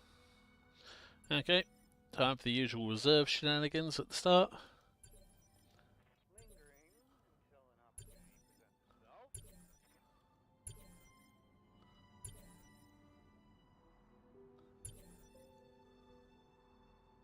presents itself. Right. So the edge of the map is there. So we're unlikely to have anything that way. So we're going to want to bring the battle armor up this way. I was just wanting to Ready for order. work out whether it was worth going that way to get out, because the jump jet range, I think, is going to be too small to be able to get up this cliff. It's going to have to Affirmative. go this way and then up.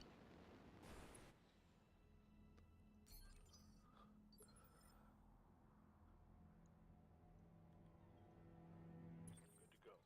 Looking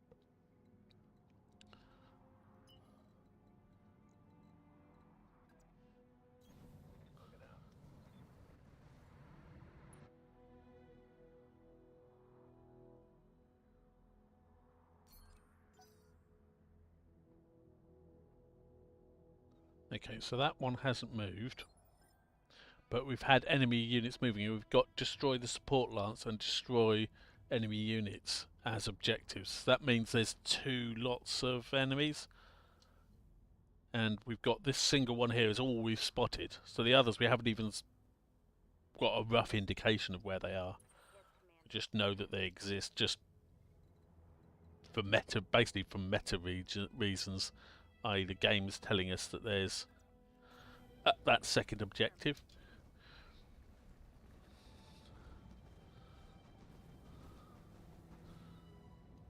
Whereas the little red, sort of mech outline there is our sensors have picked up something, but we're not sure what.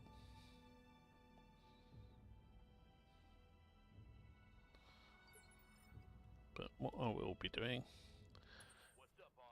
so I'll send Max. No, he has to go this way. In the Griffin, up onto the high ground, because he's got the LOM-20 and the large laser, and he can just sit up there. It's going to be very hard for them to hit, because I think he'll be on a higher ground than any of them. Oh, there's a second mech now. Finally starting to see them. What can I do for you? And Got it. he'll have an easier time hitting them.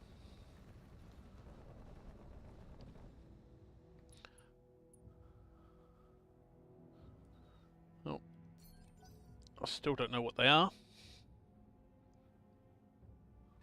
Oh, there's a third mech.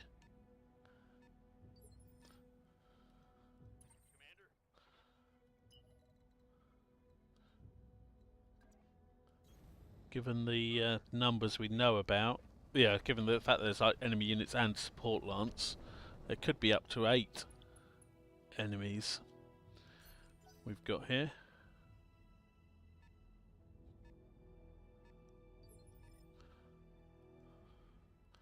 Wait, why am I in a cockpit? Is this smart?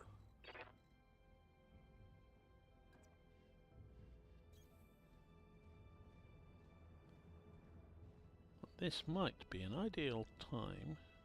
Oh, there's 3 more mechs over there. It's possible that we have only have 6 in total to fight, but we don't know. But I've not got a lot of sight on any of them to shoot. There's one of them, though, I do know is a Panther. 10K, SOM, and ERPPC. The ERPPC, if you've only played the basic game, you may not be aware of its benefit. I mean, the ER part is obvious, extended range. But the other thing the ERPPC has is no minimum range either. But also, he is now sensor impaired, so he's got -1. He's got a +1 difficulty to its attacks, and the same for whatever that mech is there. And that was with I did that by using the Beagle active probe.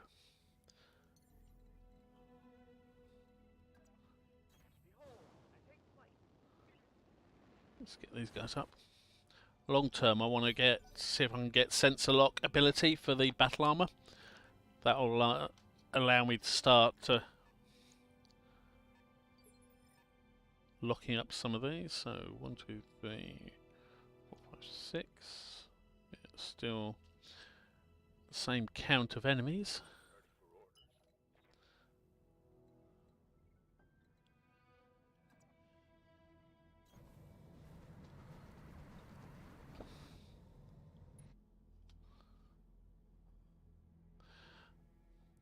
And that was why I wanted the high ground. If you look at that, 99.1% chance. Height differential is -7. So, I mean, if they shoot back at this tank, they basically got that as a penalty to hit. So,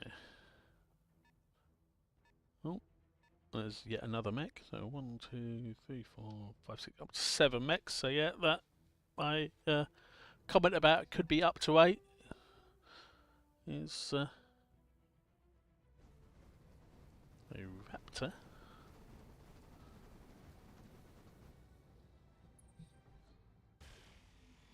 Ooh. Managed to do some damage.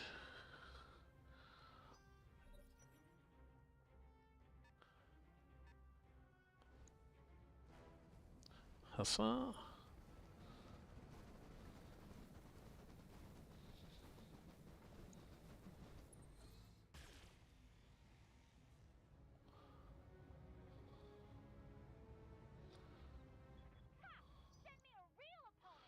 So, how many... Oh, well, they're still acting.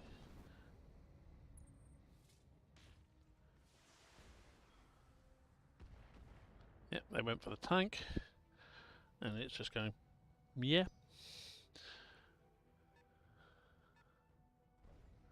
Oh, they've got an Irby. Reporting. Minimal damage. So, let's have a count now. We've got 1, 2, 3, 4, 5, 6, 7 targets still. So, we've got the Raptor with large lasers and small lasers. We've got the Panther with the RPPC and SOM. We've got the Irby with the AC-10 and small laser, standard Irby.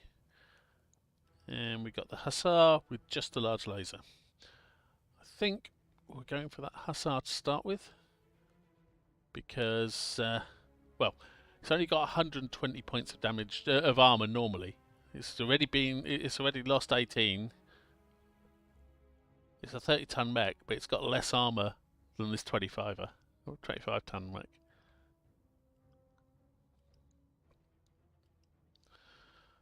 So that is probably a prime target.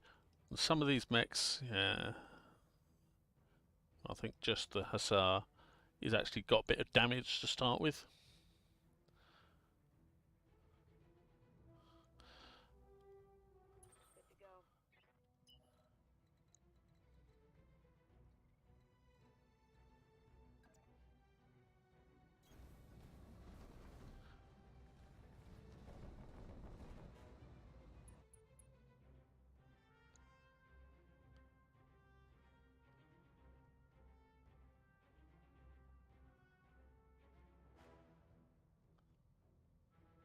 But 21% compared to 55% chance to hit. I think we continue shooting at the Panther. Of course we missed, but there you go. These things happen. Negative damage. Wait, why am I in a cockpit? Is this smart?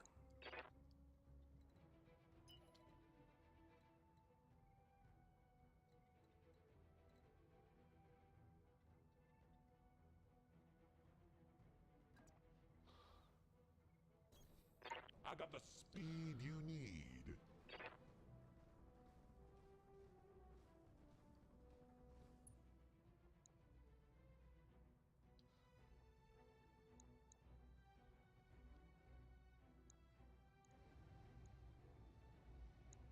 Yeah. Very little armor on the rear of the Hussar. Time to give him that smooth jazz. Oh, that went in like butter. And that was quite effective, because basically it's lost its only weapon.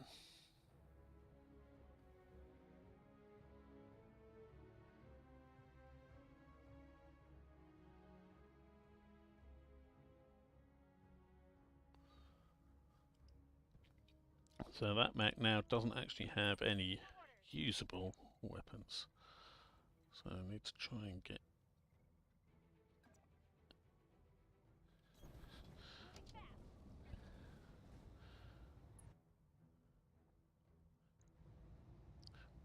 Concentrate now on, I think, the Panther.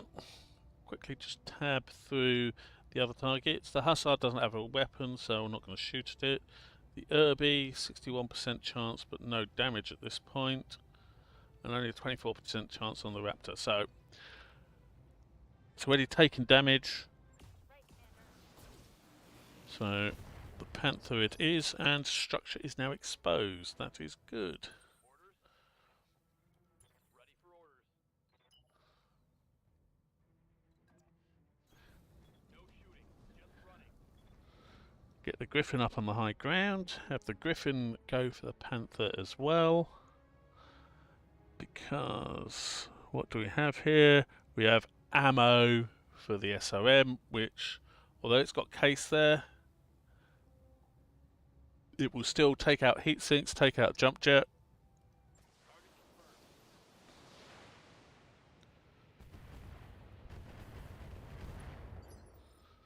Didn't take it out, but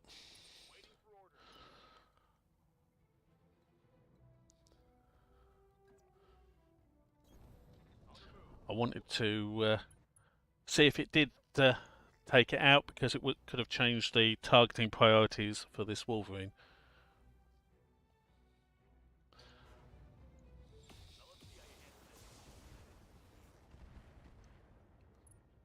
But he's unsteady, he's lost evasion, so that is all going to help.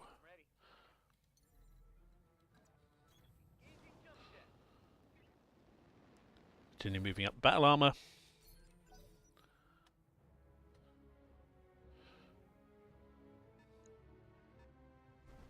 A wasp. Cool.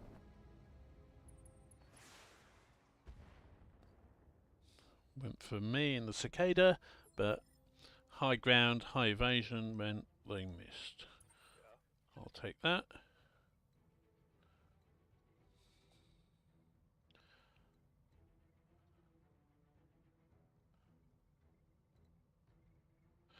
What I want to do, if I can,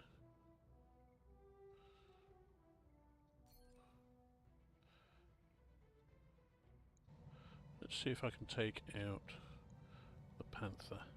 This should be good. Critical hit, Commander. No.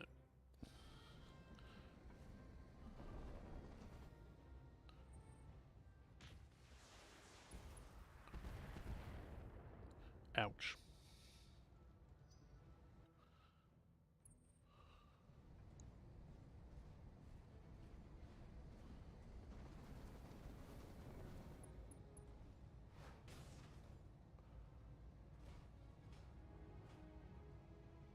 Barely hit, Commander. Barely hit, yes, but unfortunately, because it was a kick, I've lost evasion.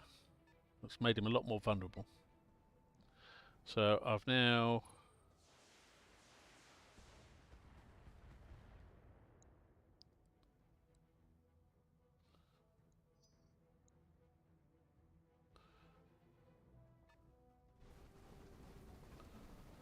oh, and a flea.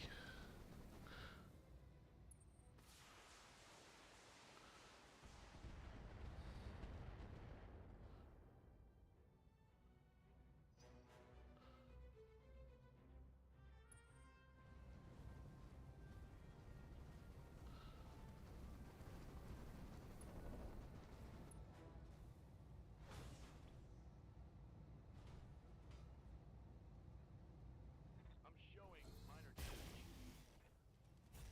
Right. This raptor's going to be the next target. Reporting heavy damage.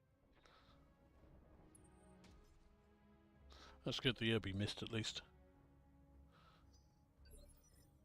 Okay. Yes, Commander.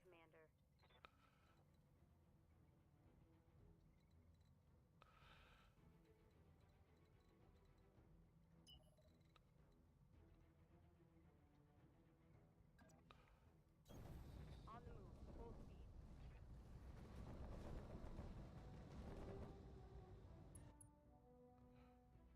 So either I've got a rear shot on the Irby, shot on the Wasp, or shot on the Panther. I think the Panther is what I go for because it's already heavily damaged. All weapons go.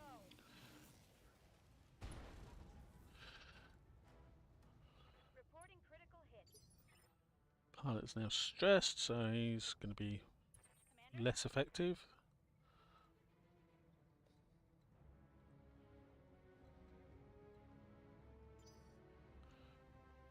Good to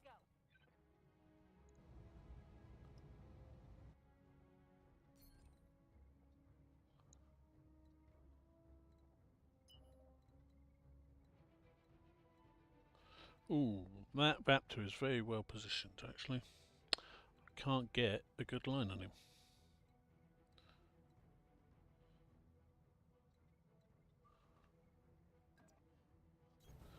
Sprinting.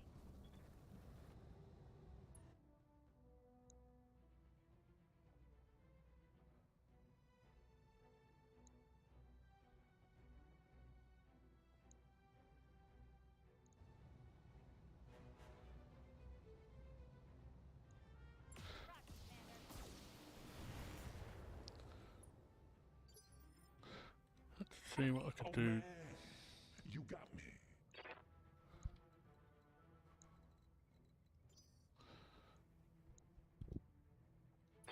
Oh man, you got me.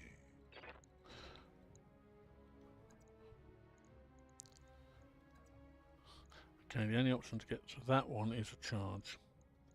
So that is no good.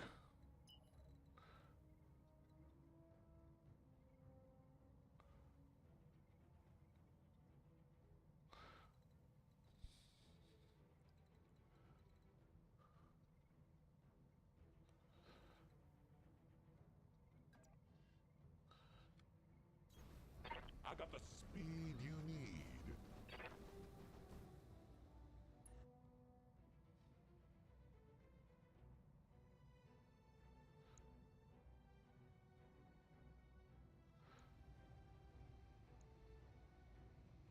Time to give him that smooth, Excellent. smooth jazz. And has lost its leg, lost another heat sink and a jump jet. He's going to have real issues, and the pilot is injured as well for good measure. Waiting for orders.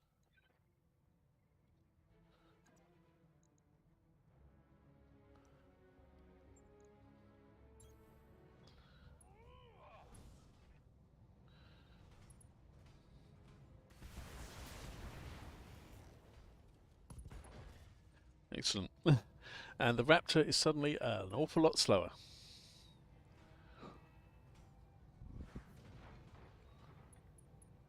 It's a problem with sending in light mechs to Standing by. melee with heavy is, well, or mediums. They're a lot tougher, so they do a lot more damage when they kick back. Because this guy's been knocked over, I can do a cold shot. It's got an XL engine, it looks like. Let's look at that. Yep, XL engine. So, if I go for there, and I hit, it will take the mech out. And the left torso has been destroyed. The mech is taken out.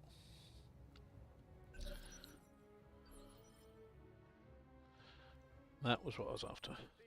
So we've now taken out one mech totally. The Hussar's got no weapons, and the Panther is on the ground and lost its heat sinks, etc. So lost a bunch of heat sinks.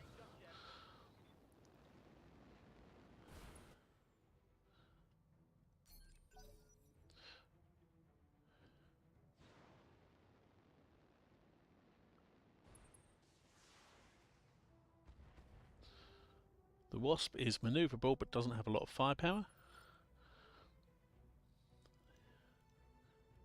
Receiving.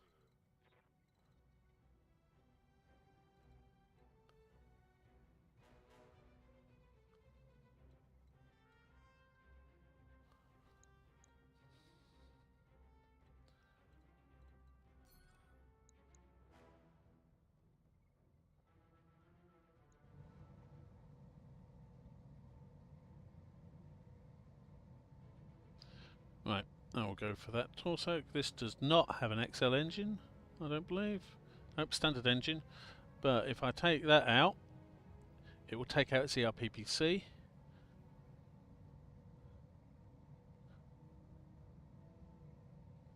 Where is the SOM fitted? SOM is the centre torso. Okay, so yeah, I'll go for that bit of the torso. It's lost its longest range weapon, and the pilot is ejected. So that's two of their mechs totally taken out. That I know is the other Raptor.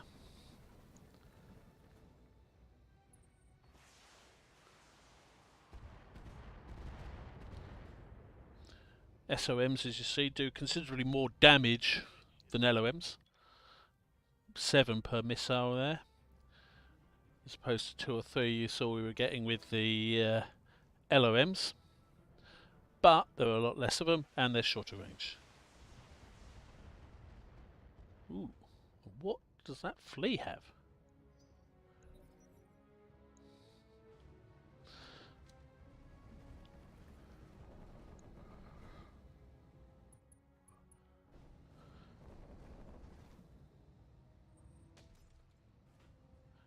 That Wolverine needs to move. He's taken quite a lot of damage. Right. Ah, MRMs. Okay. Waiting for orders. Nope, the only option there is a charge. So.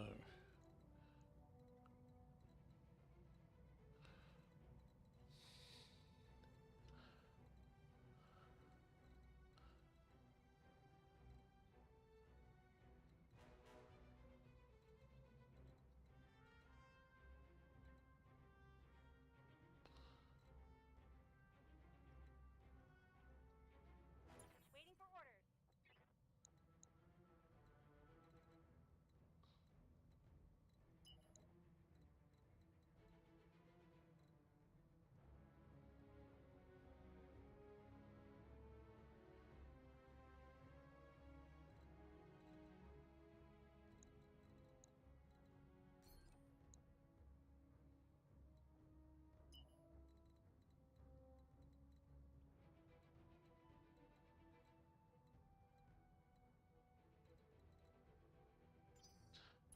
Oh go. man, you got me.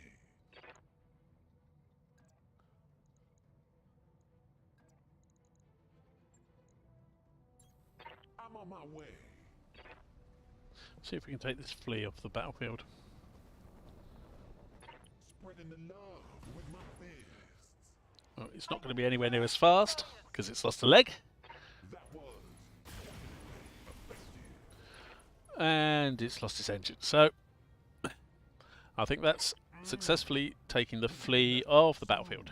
jazz. Good to go.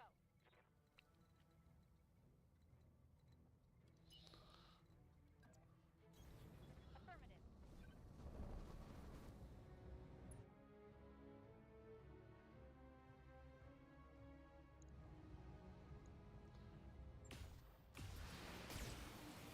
Start getting some damage on that Irby. Ooh, that's nice. Structure exposed. Where? AC-10 ammo and the AC. Excellent. So Ready for we orders. stand a chance on disarming that guy. Ba-dum-tsh. On the move. Cicada moving.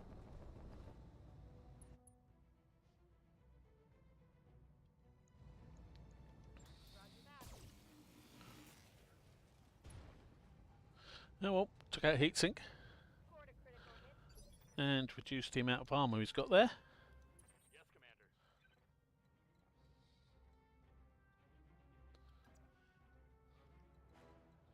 Receiving you. Roger that. See if we can take the Irby out now. All weapons are go. Right, Tesla destroyed. It's got a small laser left, Connected on that one. but the pilot's injured and it's an Irby, so it's not like the Hussar in that it's not going to be a major threat by running up behind us and what have you. The Wolverine, though, can't do much. He's going to go for that. There's so little armour left on this thing that, well, so little armour on it to start with, for that matter. I was just figuring it was worthwhile.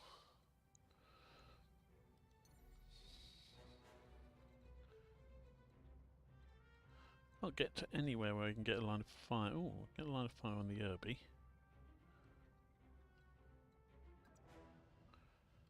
Confirmed.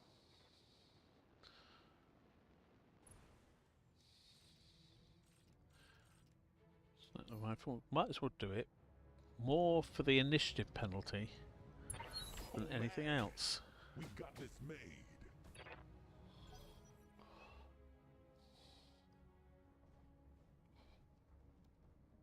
Okay, Wasp. Goes to the Wolvie. Yeah. Not much armor left in that location. Waiting for orders.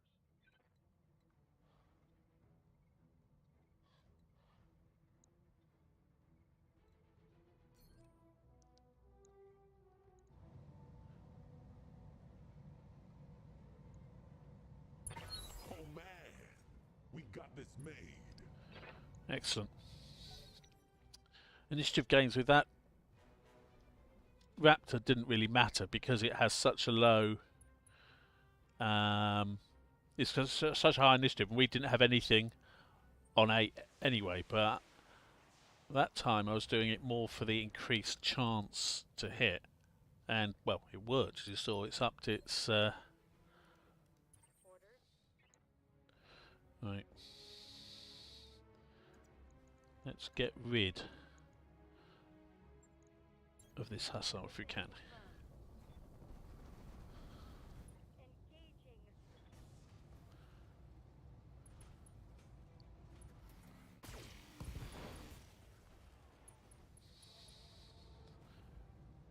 Target eliminated. Cool. That's another one down.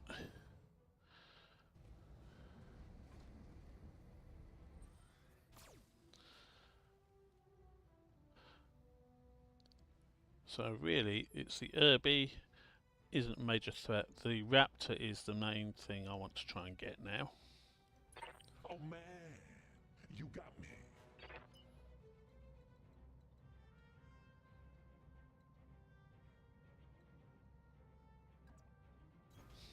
I got the speed you need.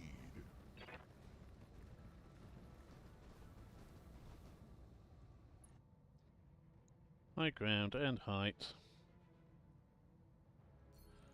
Go for the extra damage. Time to give him that smooth jazz. And taking out its leg, which is going to basically stop him doing the same thing to me. That's worked out really well, and he's bleeding out. Commander?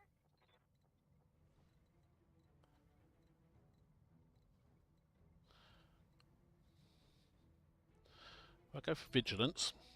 Main reason for doing this is removes the stability damage, Commander, took my which bride. means I can run, sprint if I want to now.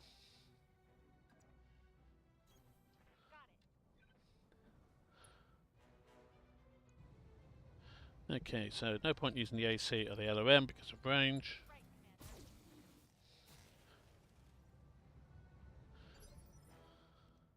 Receiving you.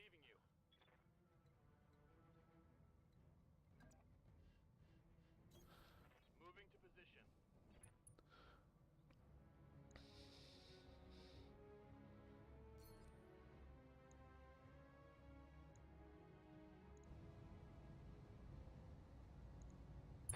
Oh man, we got this made.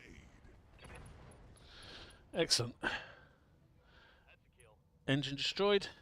Mech's out because well, White Torso destroys the engine because it's a Standing by. XL engine. Kills the mech.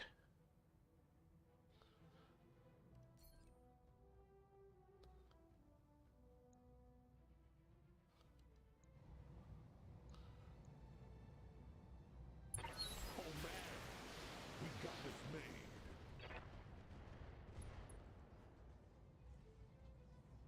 Scored a critical hit. And because it's a Wasp, it's got very little armor, which basically means Onward. as soon as you start hitting it with the larger weapons, like a large laser, pretty much guaranteed to be doing internal structure damage. Now, I don't know if you saw there, although I was shooting with the same weapon, one of the shots did 4 damage and the others were doing 9. That's basically because that's what happens when the target's got cover.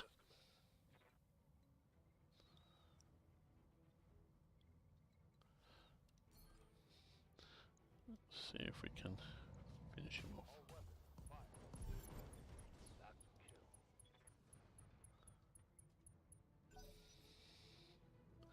Excellent. All they've got left now is an urban mech with a small laser. Managed to do 2 damage to me, but it's not going to be enough Dad, to change it, and we will now go to standard operating procedure of only using energy weapons. because the battle is basically over.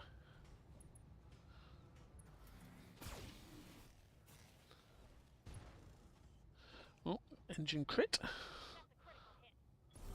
And he's pounced out. Excellent. Mission successful.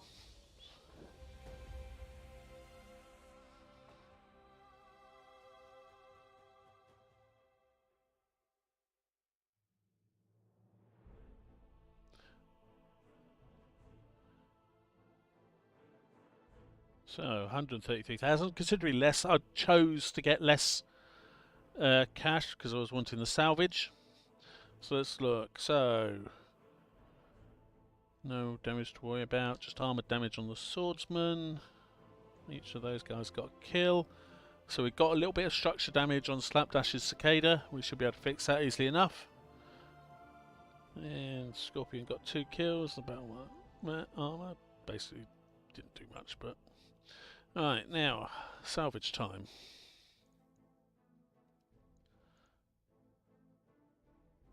I get 2 guaranteed selections. Let's see if there's anything we really want. Double heatsinks might be nice, but I think what I will go for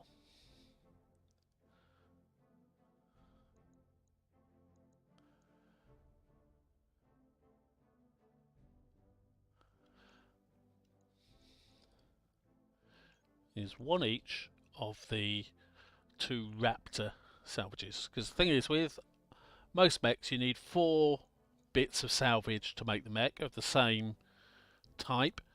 At least 2 of any one configuration. So say if you had 2 Panther 10Ks and 2 any other Panther parts, you'd be able to make a Panther 10K. With Omni mechs, which the Raptor is, you just need a piece of it and 4 pieces total of any variant of the Raptor to be able to build a Raptor. So by taking 1 of each, and there's still another 3 Raptor parts in the pool, I stand a chance of being able to get enough to build a Raptor. So what did we get? We got a flea part, we got a hussar part, 1, 2, we got 4 parts of a Raptor.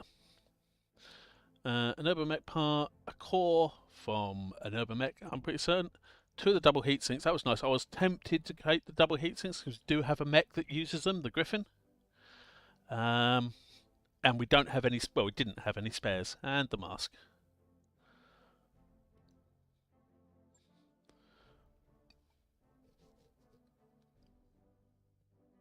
So, don't know the total total profit from this mission yet because we've got a bit of repairs to do first. So,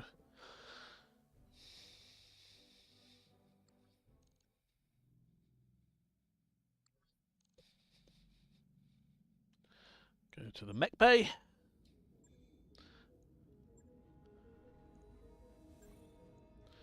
Yeah. 1 day, 9,000 sea bills. That's nothing. So that's good. But if we look in storage now, we have the possibility of building a Raptor. 2 large lasers and 3 small lasers.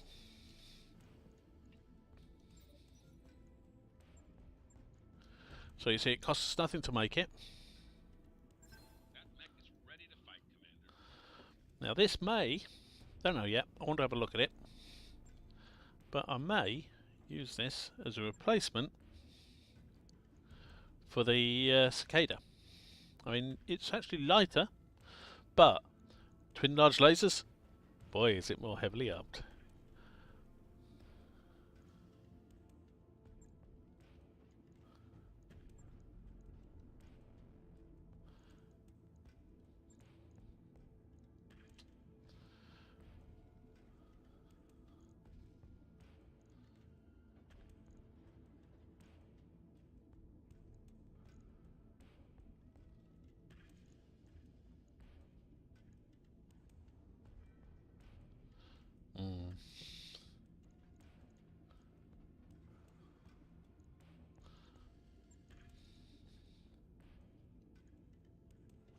Actually, no, move that there.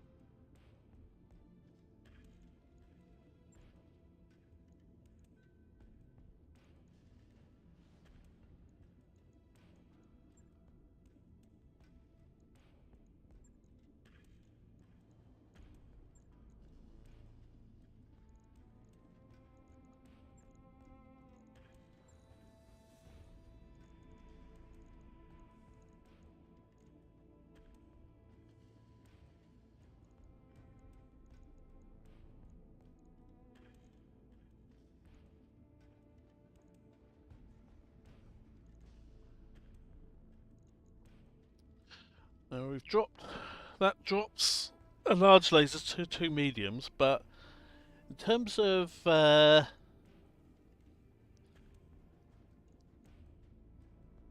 basically 2 mediums do the same damage as a large, but take up 2 tons as opposed to 5 tons. Downside is the range isn't as good, it's only 360 as opposed to 600. But the upside is we've upped the armour. Also, we've swapped out the small lasers for ER clan small lasers, or 2 of these small lasers. So the heat efficiency is still very good. Durability is considerably better than than it was to start with. Damage is pretty much the same. I am going to go for that. I think this is a replacement for that cicada that's damaged. I need to repair it before I can put it into storage anyway. So let's quickly check our pilots.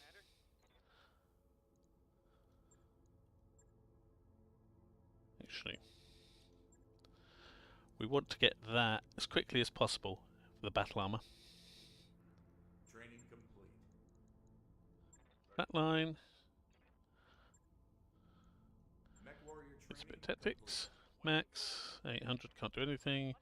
Revolt is in the. What has Max been? Revolt is in the swordsman. Okay. Training confirmed. Piloting. Slapdash. Nothing. Striker is in the Wolverine.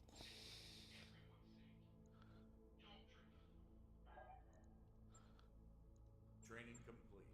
And final trigger 2000. Why am I in a cockpit? Is this smart?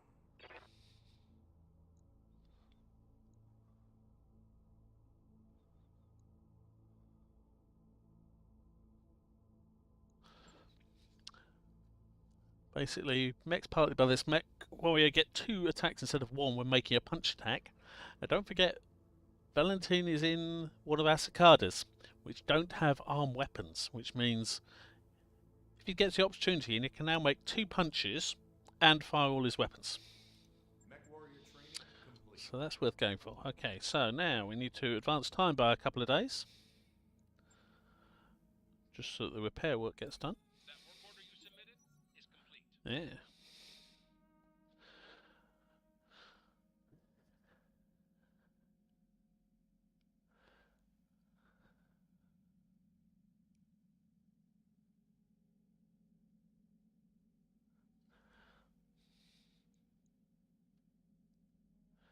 Okay. So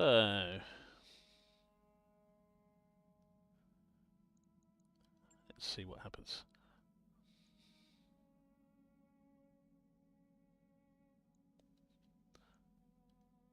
Shame we didn't get that event before we did the repairs, because low spirits basically lowers your resolve gain. And resolve gain is what you use for things like the targeting or the Battle Lord abilities and stuff like that. But she only got it for a couple of weeks.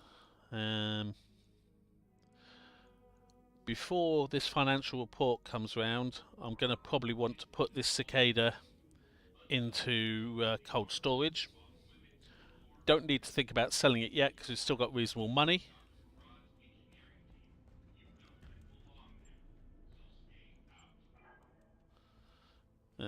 Anyway, back to command centre. We've got to find ourselves another job. Let's do another one for House Tavian, this time against Novacat. This could be nasty, but also the salvage could well be worth it.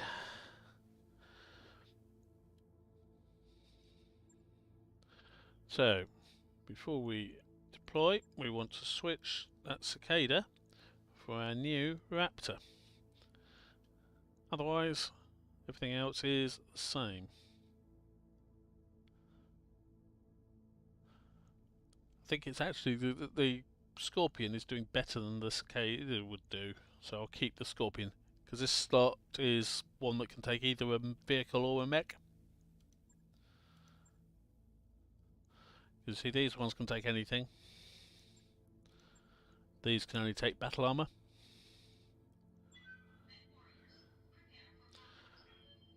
When we've got a bit more money, I'll probably get another pilot and get another battle armor, because we've got those 2 slots that are battle armor only. So I might as well have battle armor in those, because why not? It's not like I can put anything else in there. And the advantage of battle armor is they don't take a lot of weight. You've only got so much tonnage your dropship can land, so it's only so much tonnage you can send on a given mission. And if you've got too many mechs, or too heavier mechs, you can't send them all. But battle armor, you know, literally they're sort of maybe 4, 5, up to I think top out about 8 tons maybe. So it's very unlikely for the presence of 1 or 2 battle armor units to make all the difference between being able to drop and not. And even if they do, well, it doesn't really matter, because you then just don't take the battle armor. And lo and behold, Moving out, Commander. you are suddenly under tonnage again. We've not, unlike our previous 2 missions, we don't have the enemy immediately in sight, so we're just moving out. Everyone is Heads up, Commander. there we go, we got contact now. Contacts inbound. Where are they? Oh, they've got reinforcements. Okay, so this straight away makes it harder. So the enemy reinforcements are here. Basically what that means is there's not 1 unit we've got to take out, there's 2. And we're into initiative, so we might as well just reserve. Let them move first.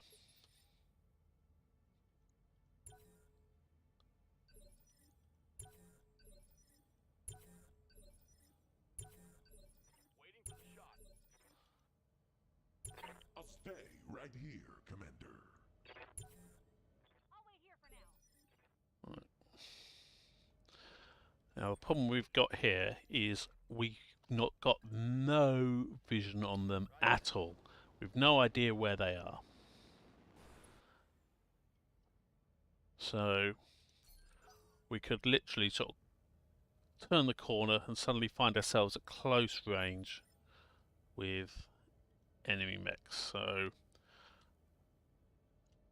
what I'm trying to do is move the mechs that are furthest back first. Yes, that does potentially mean that they won't be able to fire, but it also means that I'm not going to have lighter mechs running out in front of the enemy with clan weaponry. That's the thing. Clan weaponry can be very nasty, because it's, well, as I said earlier, it's shorter range but higher damage. So, as you saw with that Wasp, if you've got something very squishy, you can have a situation where I hear ya. it doesn't matter if you've got intact armor, they're doing the damage to blast straight through that intact armor and do the damage and damage your internal structure. And to be especially careful with the Raptor, because we know it has an XL engine, which means if they go for one of the side torsos and do enough damage, aha! Okay, so we have something and something. That's literally all we know. We just know there are two somethings there. We don't even know if they're vehicles or mechs at this point. Receiving you. And you see that little indicator there? That's the low spirits indicator. Got it. So keep the Raptor in cover.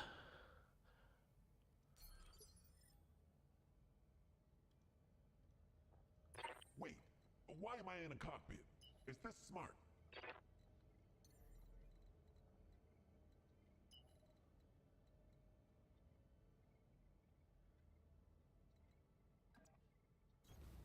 I got the speed you need.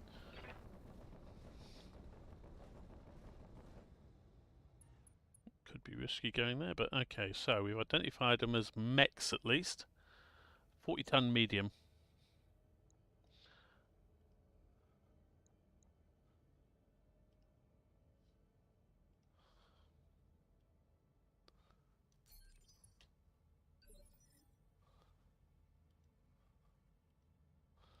Waiting for orders.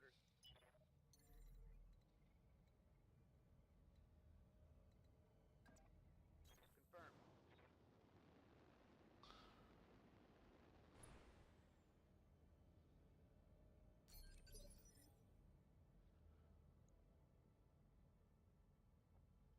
Yep.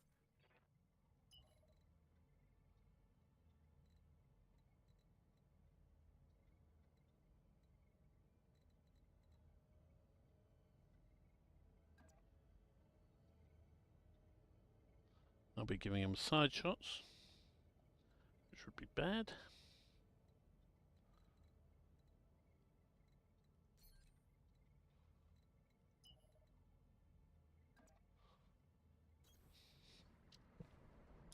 At least get vision on it. Okay, so what is it? Arctic cheetah. Yep, that's nasty. It's got a flamer. It's got 5 points of evasion. You see, that's the thing. The other thing with the clan mechs is they all tend to be fast. So that means they get a lot of evasion. It's got an active probe fitted as well. So what's my chance to hit on this? Low. Ready for orders.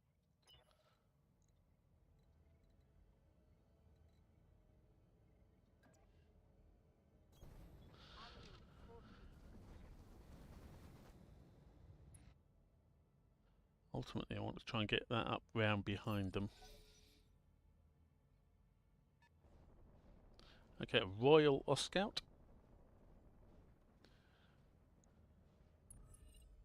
They've got a lock on me. Okay.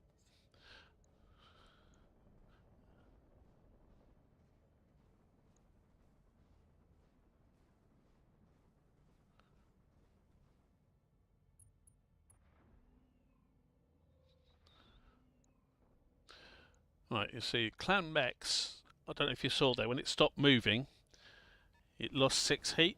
That's one of the advantages of clan mechs, is they're more heat efficient.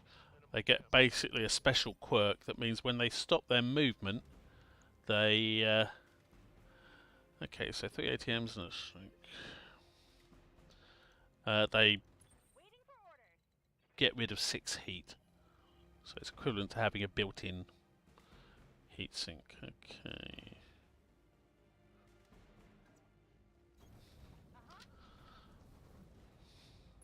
Get some high ground.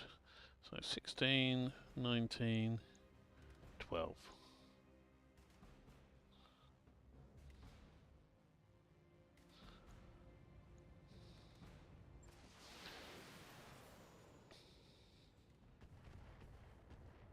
No, no hits. I may need some more time in the simulator.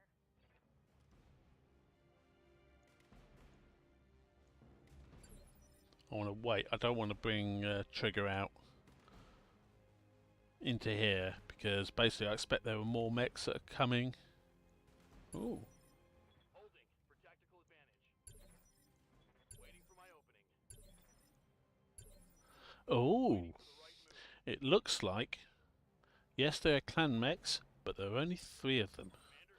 This makes a difference. Oh man, you got me.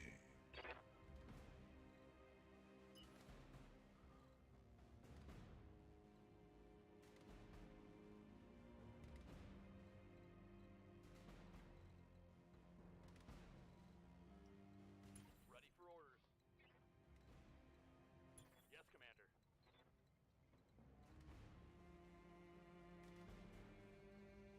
Wait, why am I in a cockpit? Is this smart? Okay, so I can't get into melee range of any of them with Double time. Let's go. the cicada. So let's bring people up. Standing by.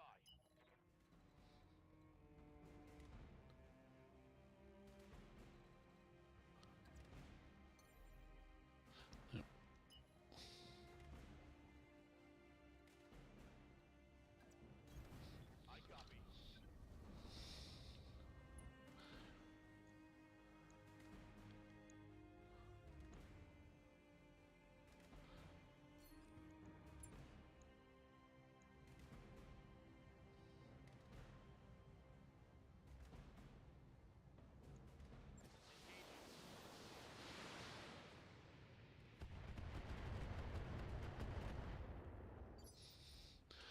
I was hoping for a little more from that, but You got me.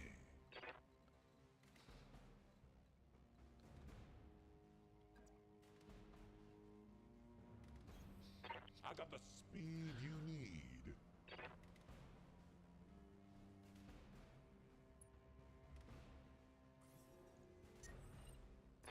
Locked it. they had a beagle. He's not I have a beagle as well. anywhere.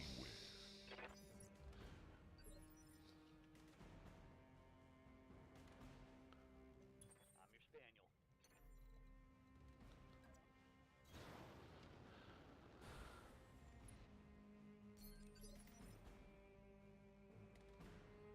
Yeah.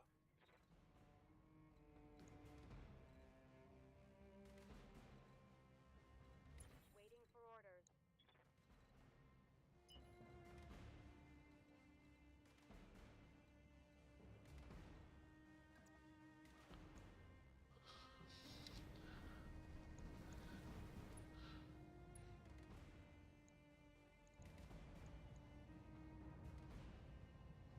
All weapons control.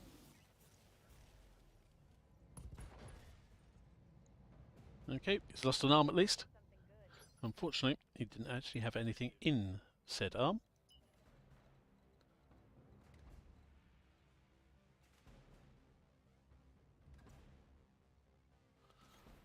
On my way. Double time.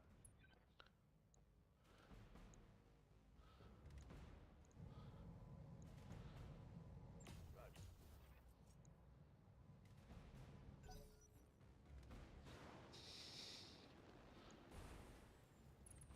Watch my six. So that's one of them at least. Gone, done nothing.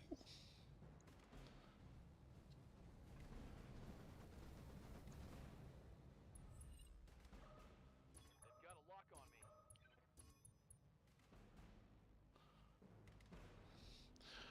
me. That's actually good, because while he's doing that, he's not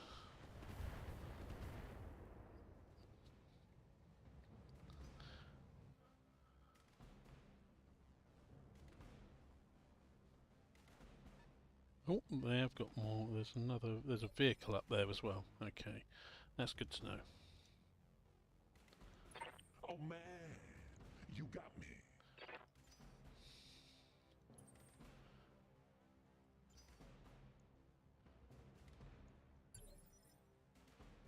Receiving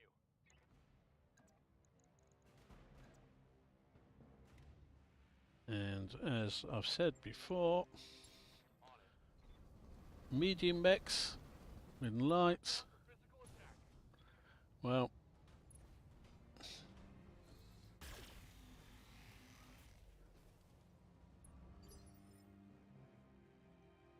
What's up, boss? Waiting on you, Commander.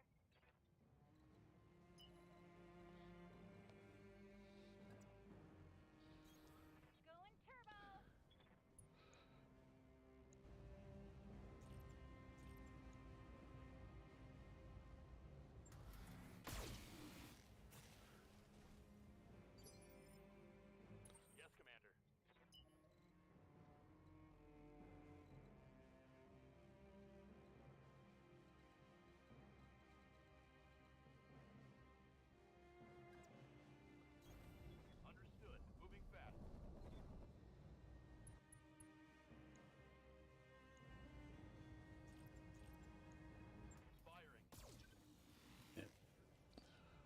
expected, but I didn't lose anything because it's just a medium laser. Wait, why am I in a cockpit? Is this smart?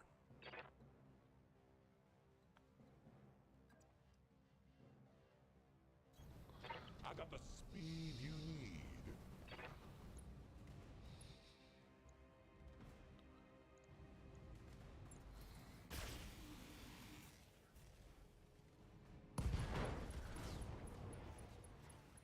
Enemy down.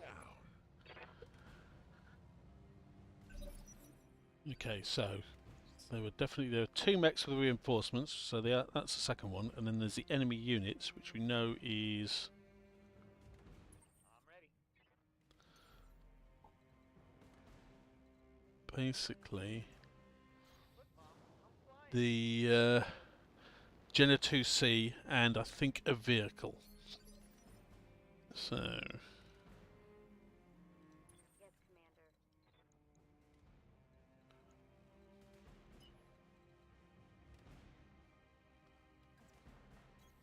Calling out. see what we can do to the Off Scout. Roger. Commander.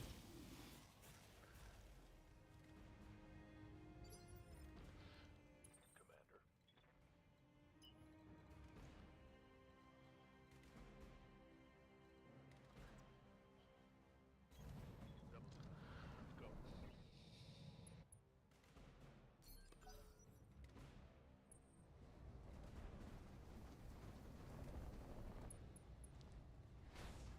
Now, the Royal Off Scout, although it's fielded by the clans, isn't a clan mech, so it doesn't have the penalty to melee that normal clan Omni mechs do.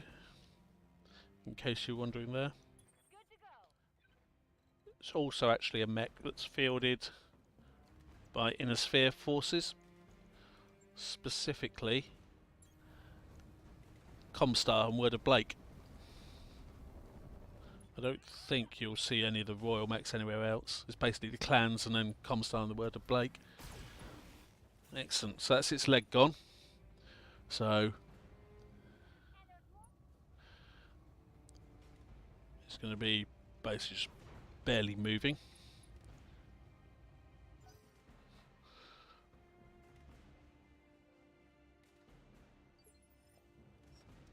Wait, Still a threat why am I in a cockpit? Is this smart? because, well, it's still got the Beagle active probe, and if nothing else, it's providing vision to the That was other mechs as to where we are. But we can do what we can to... Yeah, so I'm up there. I need to actually get down because I know the other mechs are up over that way, or the other opponents are over that way.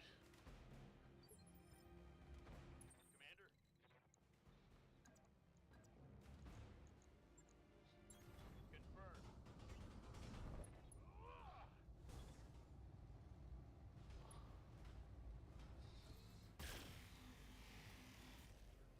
Oh well, haven't quite finished him off yet, but Failed to connect.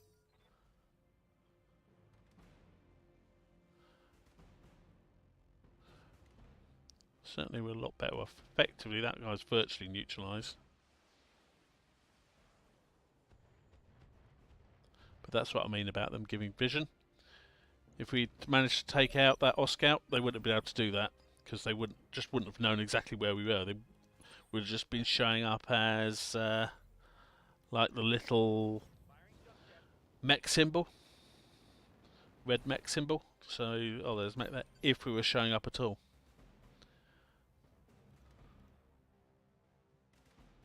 Standing by. Full speed, no target.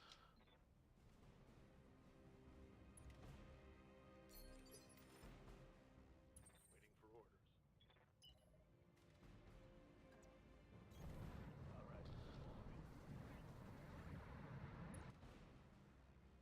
Yeah. So we've got a mech there. Well, we've got something there.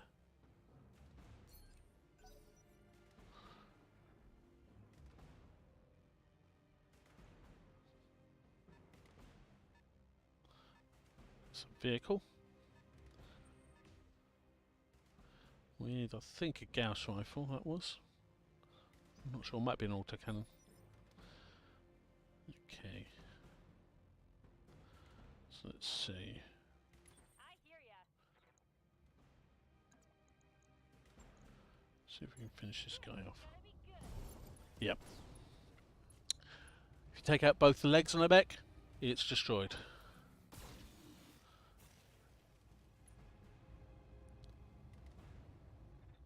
Stay down. Sometimes the annoying thing with kicking is you'll kick it, destroy the leg, and it will say 3 salvageable parts, and then your weapons fire, and it will destroy and do enough damage to mean that you only get you're going to get say 2 or 1 salvageable part. But that wasn't the case this time, thankfully.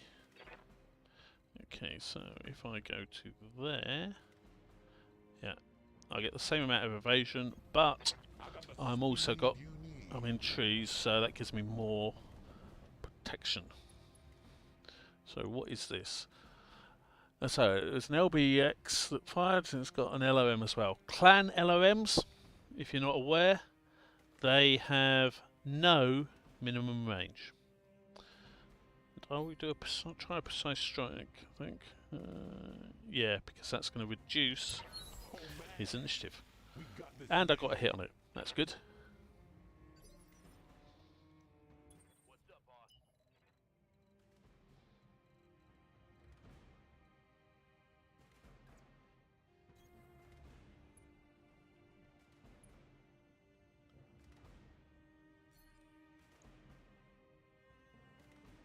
Only shoot with the AC-5, so I'll have to, because I want to knock him back even further in the initiative.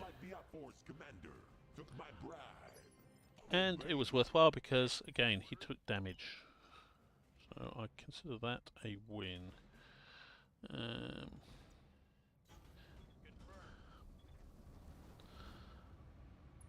If I can do that one more time, he'll be down to 5 initiative, which means he'll go after all of us. And I don't need to worry about him. So actually that shows us there are 4 enemy units, because we destroyed 1 and we've only got 25% destroyed. So we've got a Jenna 2C and 2 unknown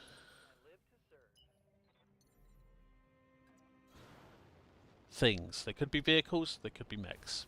We don't know yet. So basically we're going to have to push up with things until we find them.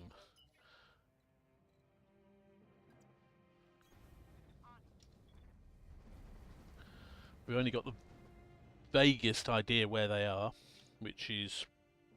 Actually no, we've got one now. There's one up there.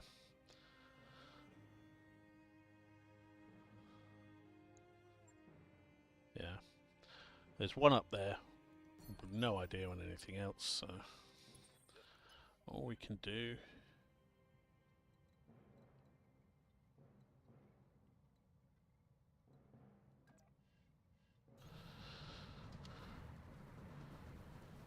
Okay.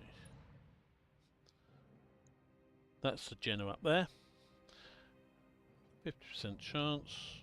Let's go for the precise strike to up that 63, but more importantly knock him back in the initiative. Okay. So what have we done? What's in that arm? An ATM and a streak hammer. Okay. What can I do for you?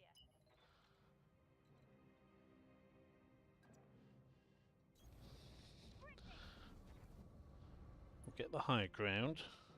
We'll use everything because all of a sudden, now it's got exposed internal structure, that LOM can can be very nice, because if we hit on the arm, we've got the chance of ammo, which will take out the arm, because all clan mechs are going to have going to have case built in. And we've got the right torso, and again we've got ammo there. The ideal thing would be a hit on the right torso, but either way, we've done the precise strike as well to reduce his initiative. No, we didn't get any. Oh man, you got me. I got the speed you need.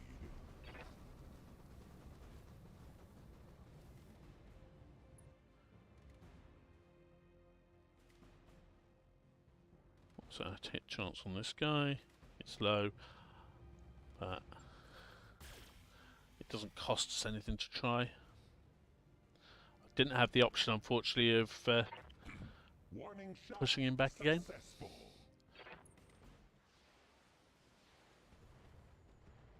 Okay, I'll take that. It's 10 points of damage on the Scorpion. It's got a lot of armor. It can take that. Standing by. On the move. Full speed.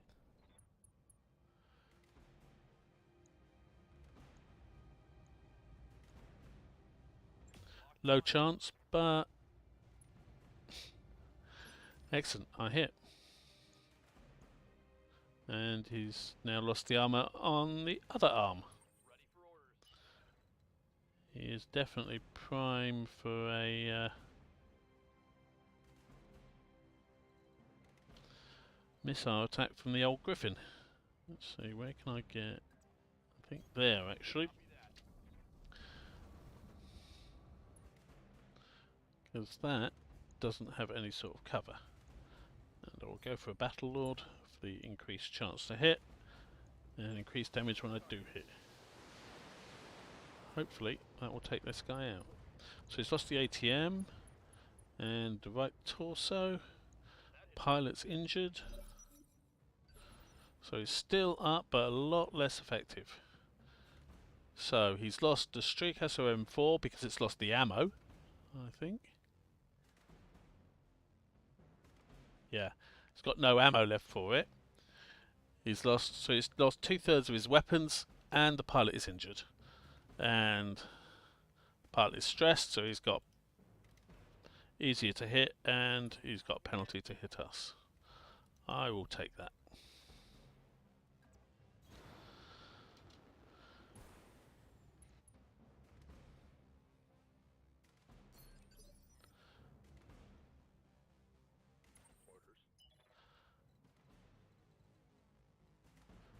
I'll move up to there.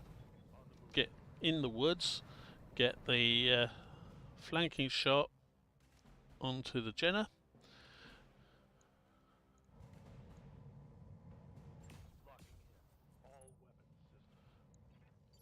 And he's now unsteady. That's good.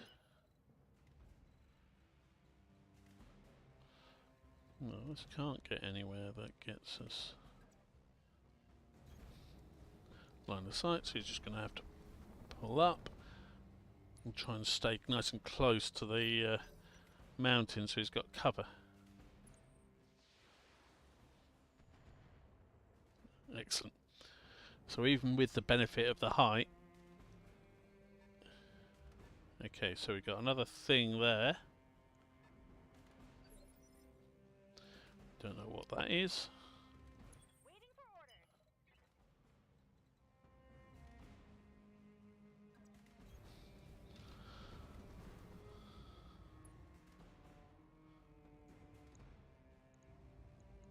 Here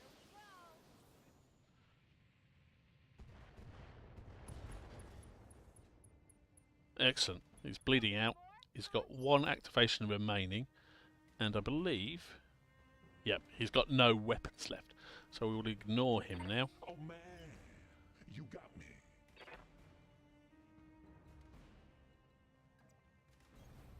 I got the speed you Because need. basically he's not going to be able to do anything before the pilot passes out. So what is this? It's a Pegasus Scout hover tank. So ER small lasers and streak SOM6s. And another vehicle. Okay. As before, we might as well take a pot shot.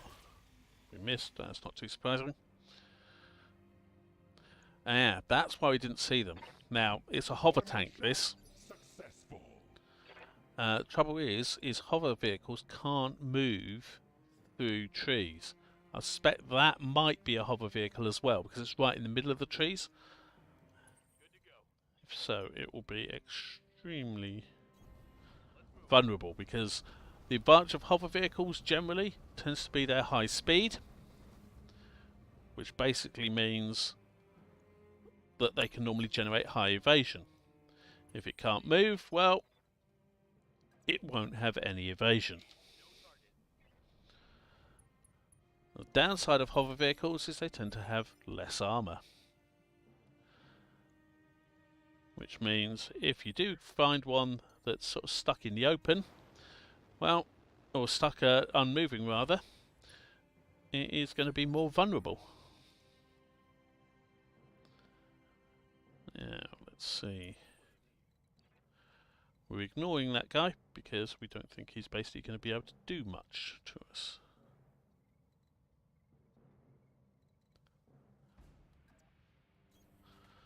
I'm going to actually move around here because I wanted to try and get around here to be able to get the longer range shot on this Pegasus, because I want to ideally stay out of range of the small lasers at least.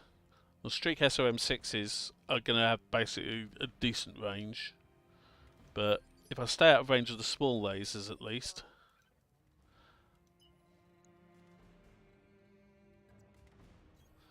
that will reduce the incoming damage, and it will give a chance for some of the rest of our mechs to catch up. Yeah, you see, the pilot's ejected because he was about to bleed out. So that's that mech effectively destroyed. What's more, we didn't do any more damage to it. Doing damage to it, we're destroying stuff, and, well, clan gear can be useful. Clan XL engines, for example, well, they don't have the limitation that the Inner Sphere ones do. In other words, with a Clan XL engine, you can lose a side torso and your mech is still going because it only takes 2 slots in either side torso. So let's do Precise Strike to reduce its initiative and increase my hit chance. We got this made.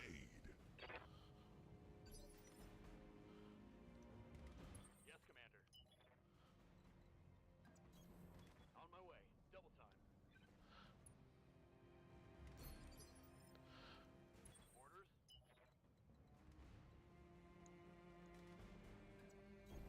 Roger that. Very much a case of just bringing up the heavier mechs till we can Thy will be done. get a decent amount of damage down onto the onto these remaining 2 vehicles. Again, because they don't seem to be shooting back too much, so I don't see a reason to be using. Okay, so I'm part way up a hill here. That's annoying. I don't see a reason to be using lots of expensive ammo Commander. when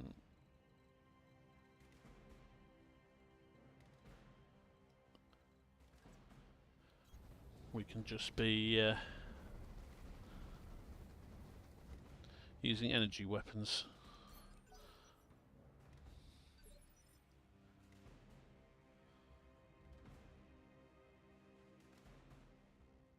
Of course, there's nothing to stop them getting a lucky hit, but Waiting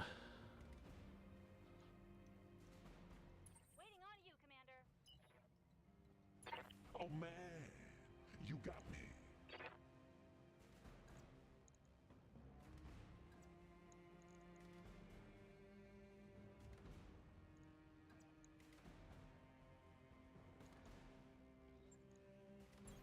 I'm on my way. Spreading the love with my fists. I freezing, Darius.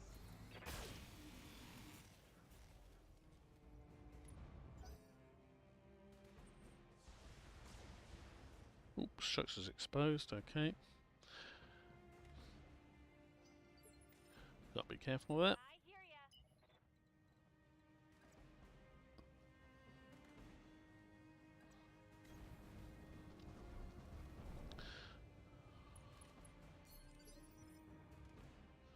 Well, I should actually have visual. Do I have visual on that now? Okay, it's a lightning attack hovercraft. Two medium poles, tag, and 2 streak. Okay. Receiving you. So, All in ad. definitely the Pegasus is the more dangerous of the two.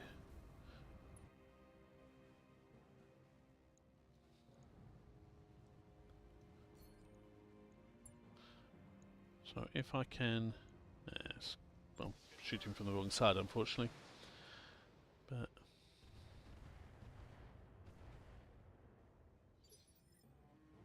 What's up, boss?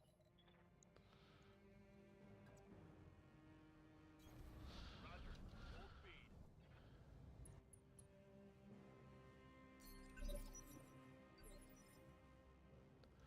everyone keeps pushing up here. Got it, Commander.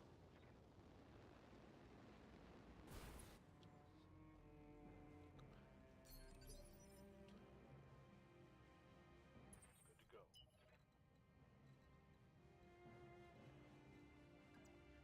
go. That's the best shot I can get.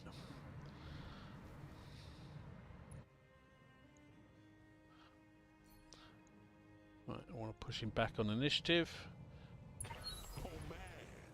We got Excellent. man. I hope we can salvage that. Reason why I know I said I was going to be saving ammo, but it's a case of I've taken internal damage now on the cicada, so I was wanting to try and start pushing back his initiative, so the cicada could potentially get to act before he goes. Orders.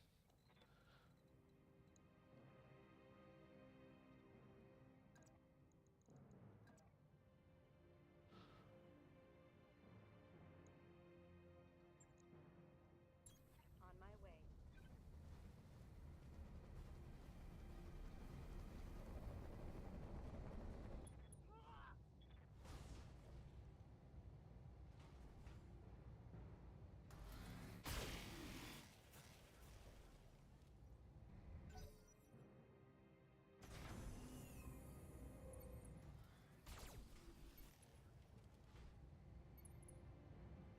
Okay, I've been tagged. Basically gives them a Good to go. plus to hit with missiles, but Why am I in a cockpit? Is this smart? Moving out, Commander. Spreading the love with my fists. I freezing, Darius. excellent.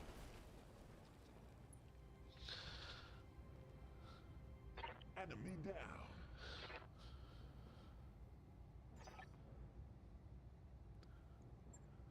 Mission successful. I see I've still got some viewers, so if any of you have got any questions, feel free to chuck them up in chat. I should be able to try and answer them at least.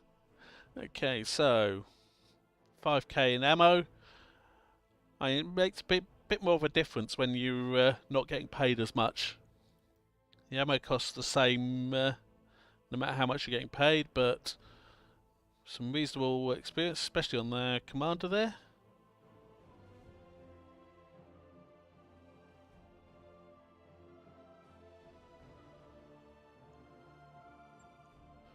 So we get 2 bits guaranteed.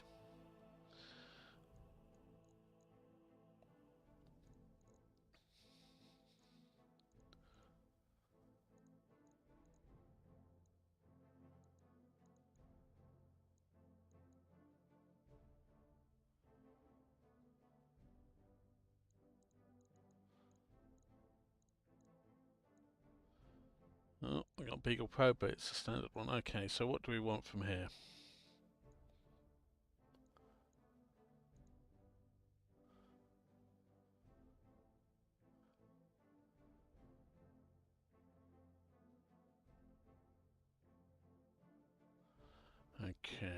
So I think I'm going for one part of the Arctic Cheetah because it's an Omni-Mech, a clan Omni-Mech at that. And the thing I said that was very valuable, this is an XL engine, clan XL engine. So what did we get? We got actually both parts of the Arctic Cheetah.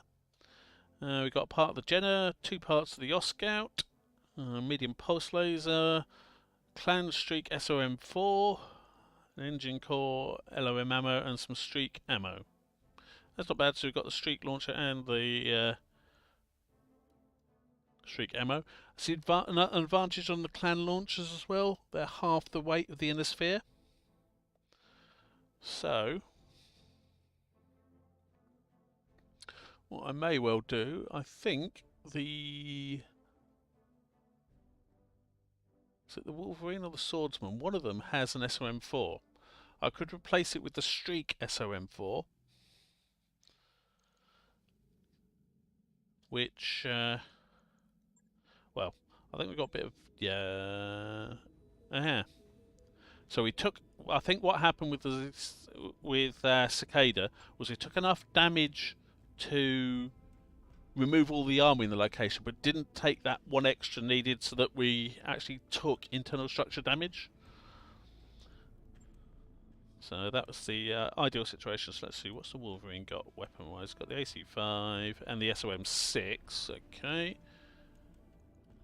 Swordsman is just the AC5 and the LOM5, okay. No, we didn't know. Right, well, before we do that, let's go to the barracks. XP for people. As I was saying, I want to try and get the battle armor to get the ability to sensor lock. It then gives them something they can actually do.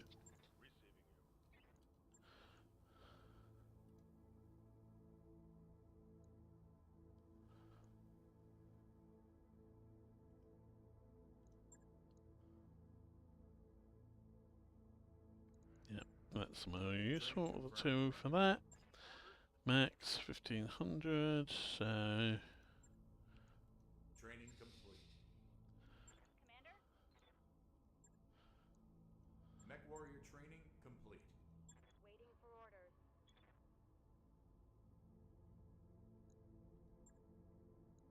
Training confirmed, Commander. Waiting for orders. Training complete. Wait, why am I in a cockpit? Is this smart? Mech warrior training complete. right, that's all the XP spent, and time to grab another mission. So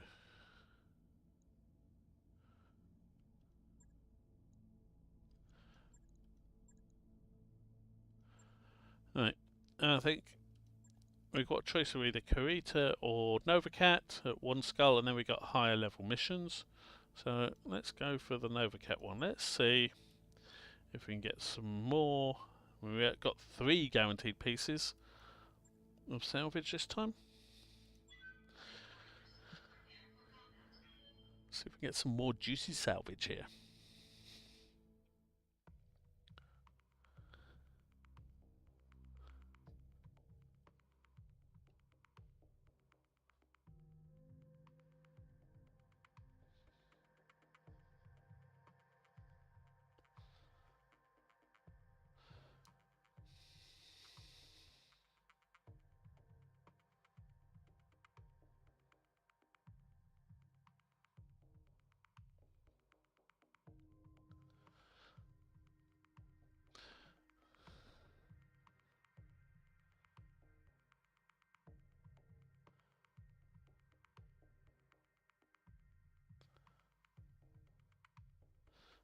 Go.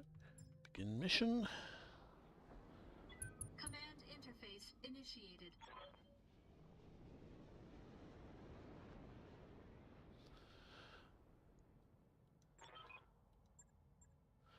So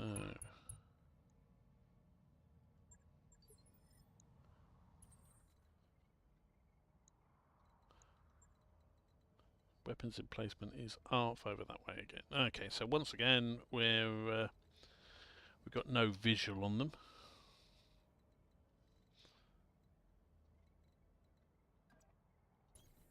Moving out, Commander. Got it. Get everyone moving up. On my way.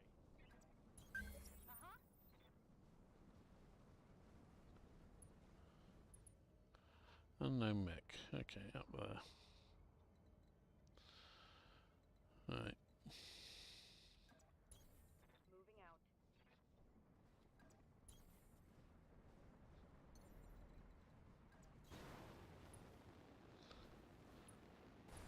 Get everyone pulling forward. Right.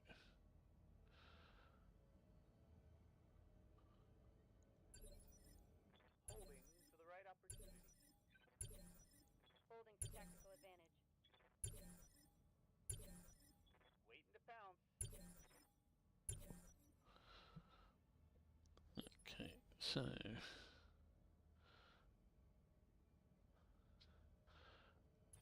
Standing by. start off with the battle armor because, well,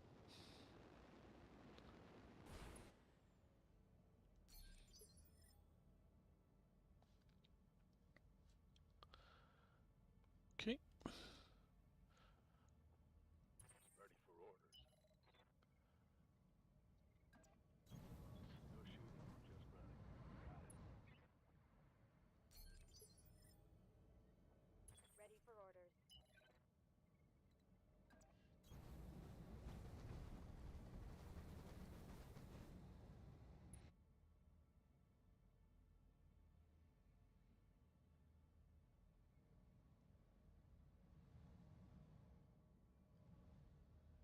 Yeah. In case you're wondering, yes, this is a very familiar map. It is pretty much the same one we were last on, I think. The way maps work in this, other than a few specific missions, and they tend to be storyline ones from the actual game, maps, there's basically big maps for each sort of terrain, and then you'll fight a battle on a chunk of that map. They're all predefined by the developers. And it's one of the things that mod makers have no real way of making changes to things.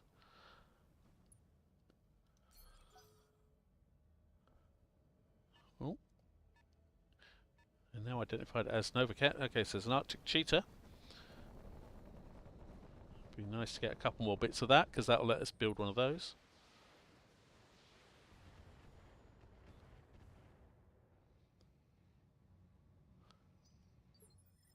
So that's LOMs, ER medium lasers, light tag flamer. Okay, and it's got the active probe fitted. Receiving you. Hauling ass. What's our hit chance on this thing? 0.9%. I don't think we'll be doing that. And an adder.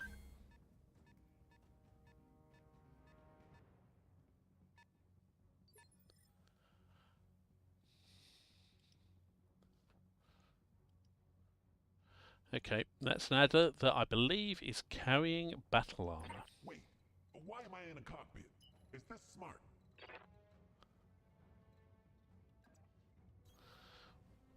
We'll find out soon enough.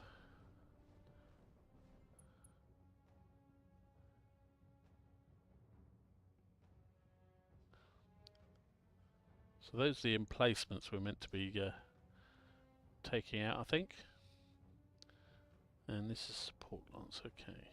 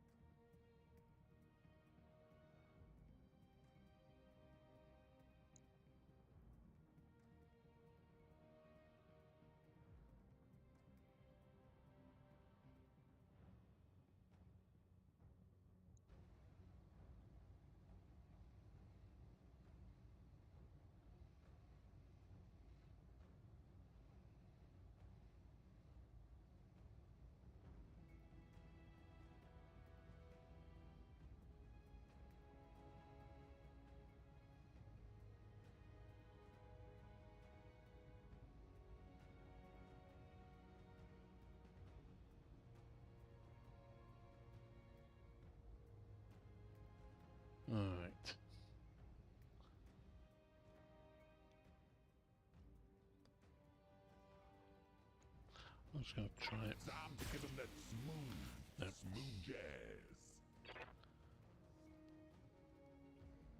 The next one won't miss.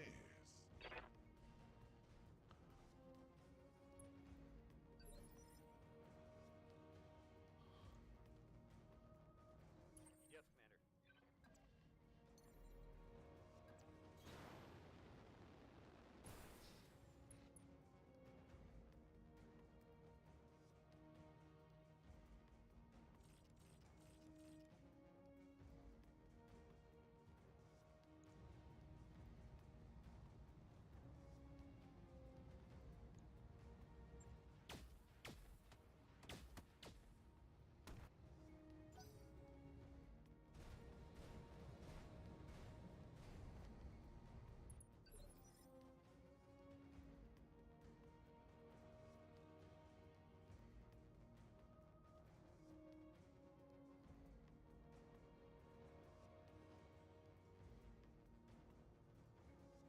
Aye, aye.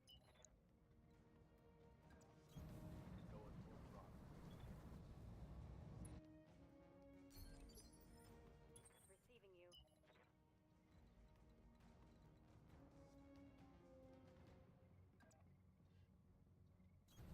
Going full throttle.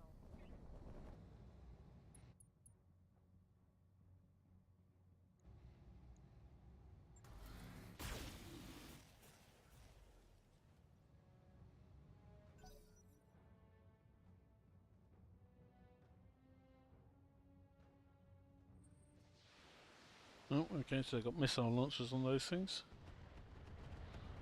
LOMs, it looks like.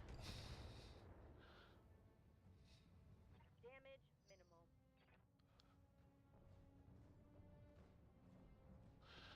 minimal. Cheetah, it's probably going to do a ping, I bet. Yeah. They got me locked, but they can't stop me.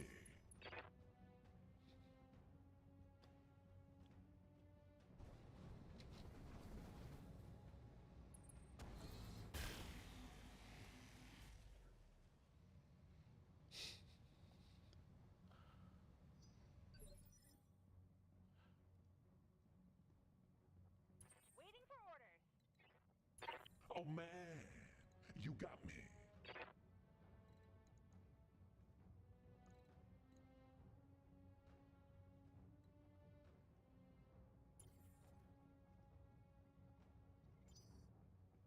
Wait, why am I in a cockpit? Is this smart? I got the speed you need.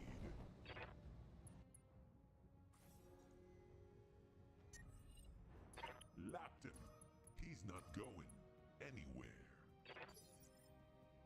Good to go.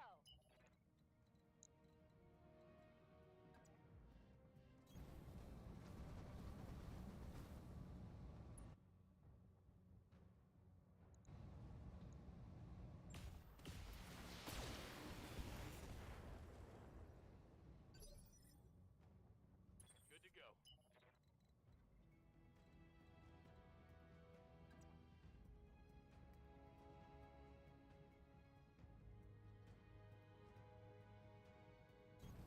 Understood. Moving fast.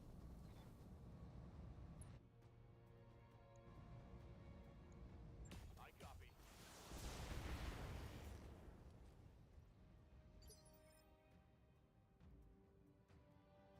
Yes, Commander.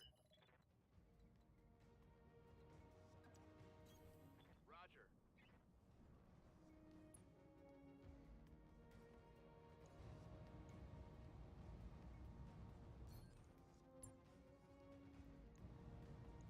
All weapons are go.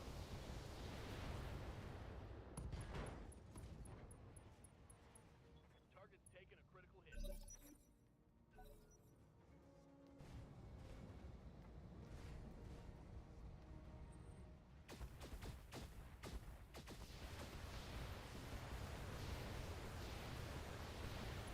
Gonna need a medic. Oh, I've taken a head hit. That's always a problem. I'm here.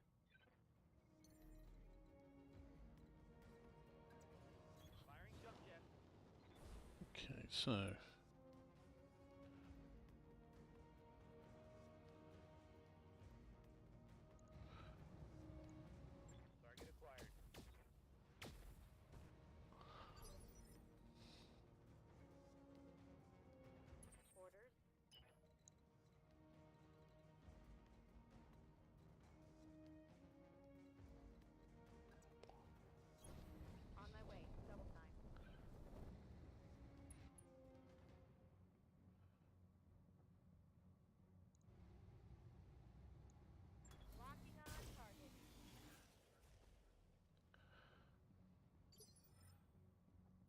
basically. SOP with any fight is concentrate your firepower as much as possible. So we're trying to take out this adder. It's lost half its, well, one of its two main weapons. It's still got the flamer built in as well. Well, they've got another.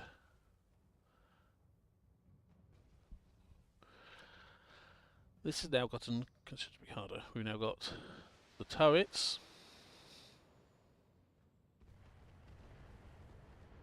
That include long-range missile launchers that will basically be able to fire on us whenever.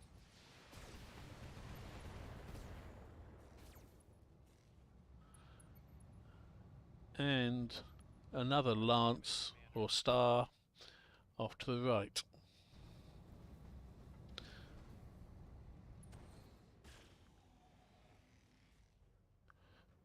Okay.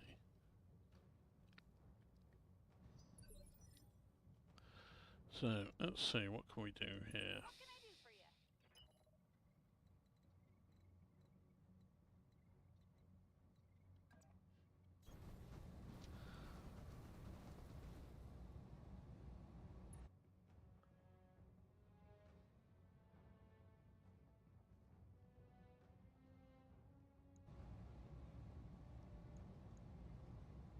Commencing alpha strike.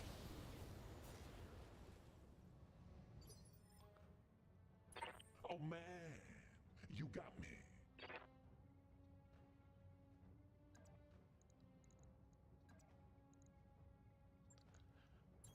Moving out, Commander. Spreading the love with my fists.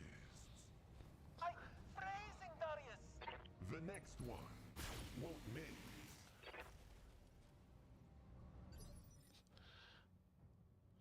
Waiting for orders.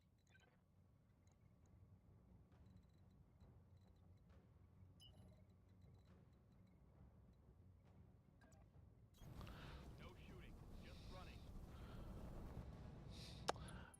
Now I don't know if you saw, there's one problem with melee. Basically, if it does miss, you are very vulnerable.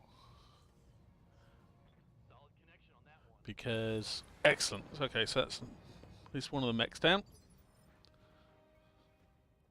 Standing by.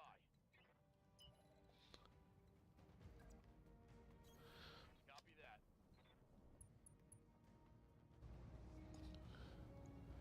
Copy that.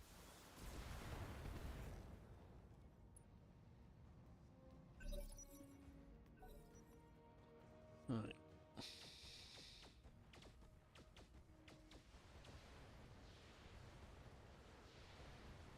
Ridiculous amount of firepower from some of these. Another head hit, I don't believe it. Medic. Orders? Roger that. Suppose that the one good thing about it is it's spread out. So it's against It looks like the two different took my bribe. pilots. The length of time it takes before they're recovered is in part dependent on how many wounds they've taken. So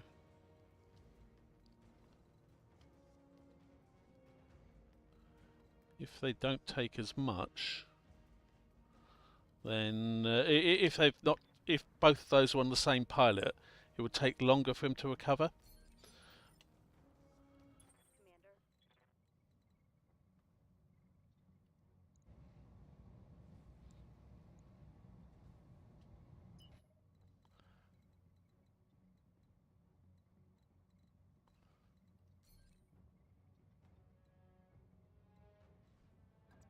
Commander. On my way. On.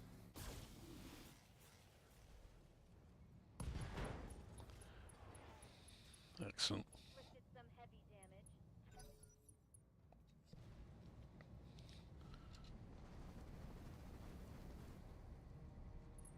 I'm getting shot in the rocket, Commander.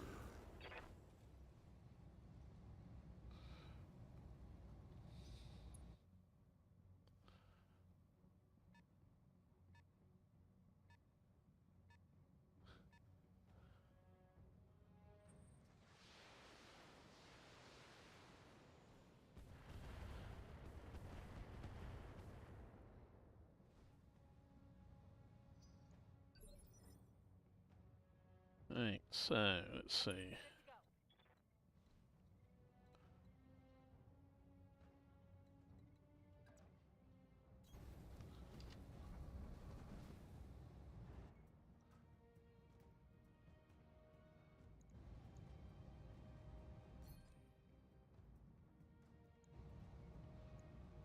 It looks like the outboards commander took my bribe. Oh, baby. Wait, why am I in a cockpit? Is this smart?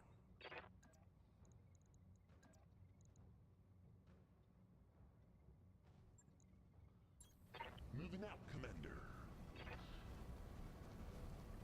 Hopefully, Spreading the I should love hit this from time. my- Yes, I did. Excellent. That's good.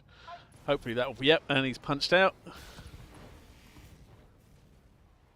So that's that Arctic cheetah out. We gave him that 2 salvageable parts. So we've got a chance of getting a. Commander?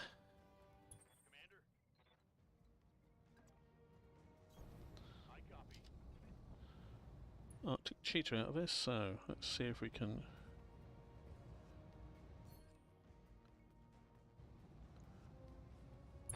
Oh man, we got this made. Standing by.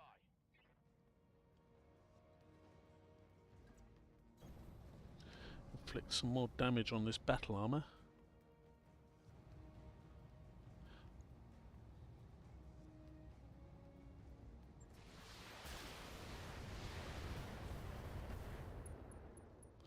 Okay, 2 units destroyed. No, 1 unit destroyed.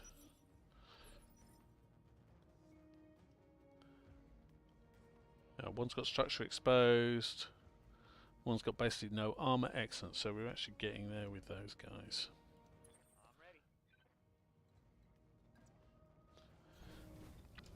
Bring up our battle armor.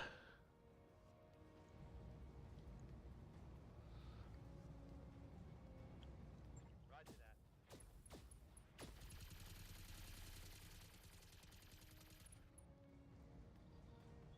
Solid connection on that one.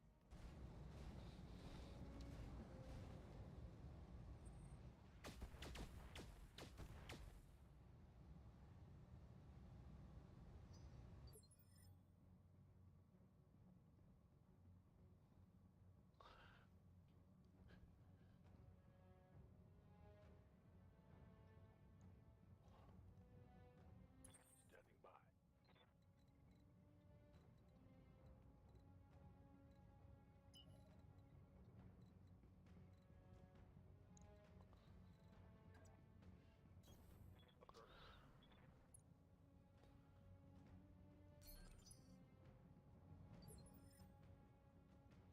Good to go. On my way. If we take these guys out, that will mean they no longer have visibility. So Outboards commander took my bribe. Oh, baby. Target eliminated. excellent. So taking them out, that means they can no longer, hopefully, no longer use the missile launcher up there to shoot at us. Waiting for orders. Double time.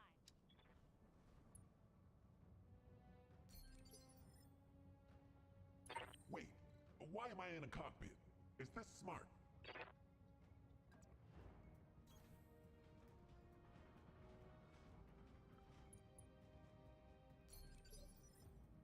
They'll know we're there, but they won't actually have.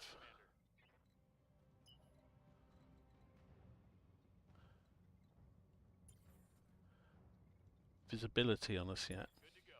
If I'm there. Roger. Full speed. What's up, boss? On it. So let's start moving up. That's our actual target. I live to serve. Easy jump jet. Yes, Commander. Standing by.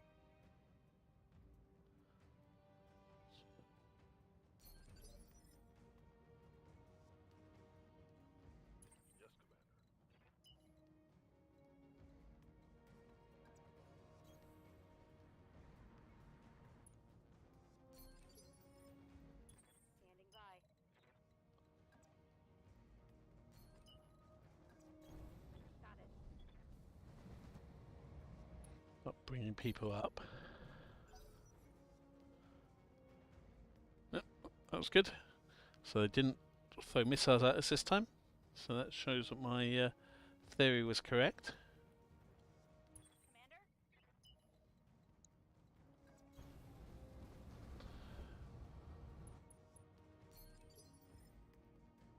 Commander? Oh man, you got me.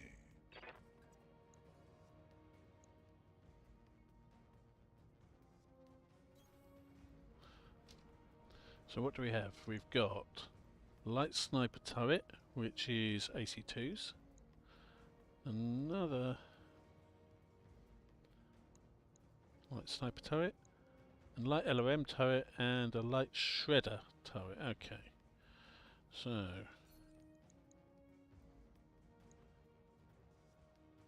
let's take out the shredder turret first. Time to give him that smooth jazz.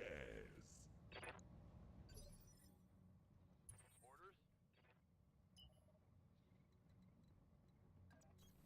Going full throttle. Got the structure exposed, which should hopefully mean that the Griffin should be able to finish it off with its LOMs.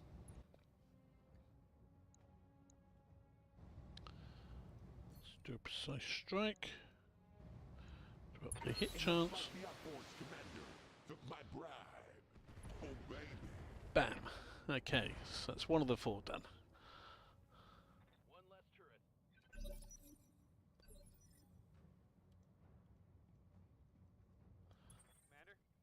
Commander? Now I know somewhere over that way. No, let's get my rotation right. Yeah, I think over that way there are enemy units. So use the battle armor as pseudo scouts.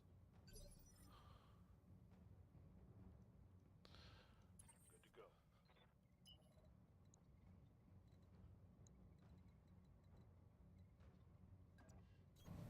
I copy.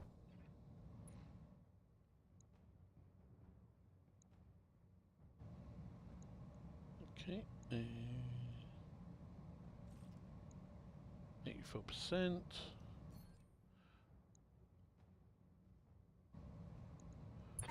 Oh man. We got this made.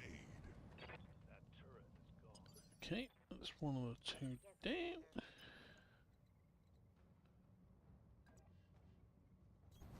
Full speed, no target.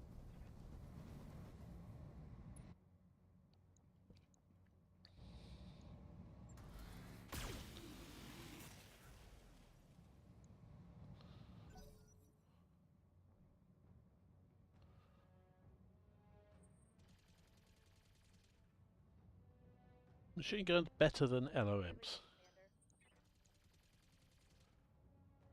Commander. That's the thing is, those things have minimum ranges, so Waiting for orders. Affirmative. let's take advantage of the fact. Wait, why am I in a cockpit? Is this smart? Let's take advantage of being able to punch twice. Spreading the love with my fists. This just in, Commander. My sources say that point defense may be a possibility. Oh, Wait a minute. This just in, Commander. My sources say that point defense may be a... Waiting for orders. On my way. Double time. So, won't use the LOM on this. Just use the large laser. I copy.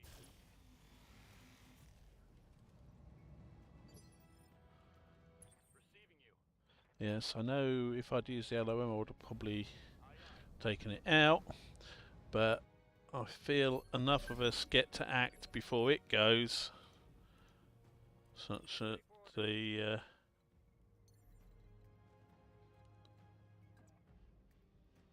Jumping. I should hopefully. Okay, so where is this enemy unit? No, they're over there somewhere. Okay.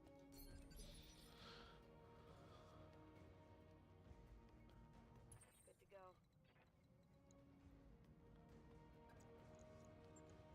That should finish this off.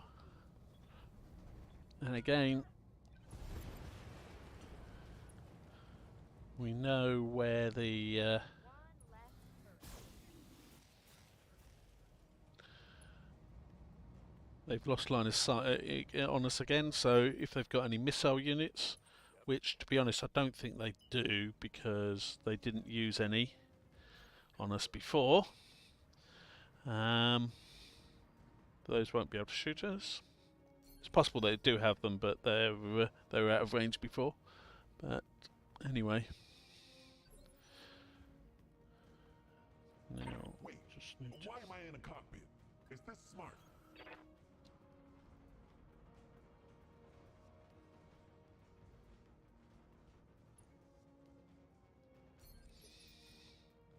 Good to go. Sprinting. So let's get go that way.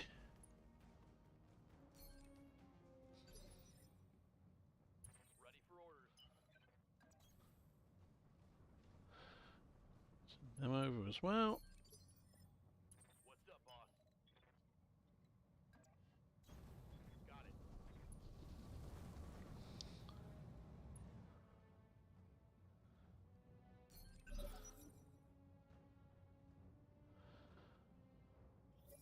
Oh, we got contact, and they're down. They're on the lower ground from us. That's good. So that means I'm receiving you. we've got the plus to hit. So we want to stick to the higher ground. So we'll do a jump across to there. I'm flying. That's probably not going to give us any sort of visibility. No, we still just got the one enemy mech. Commander.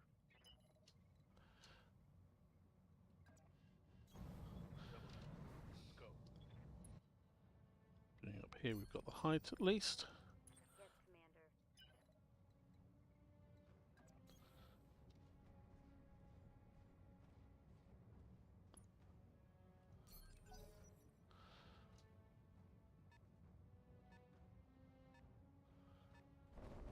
Okay, it's another adder prime this time. So what's he got? 2 ERPPCs and a flame. Okay, so he is a nasty beast. Got 3 evasion. Okay. Oh man, you got me. I got the speed you need. Let's sit round to here. What's that hit chance? 63%. 79%, that's far better, and more importantly, it knocks back his initiative. We got this made. Basically, everyone is going to be piling in on him if they can, and knocking back his initiative with every single shot.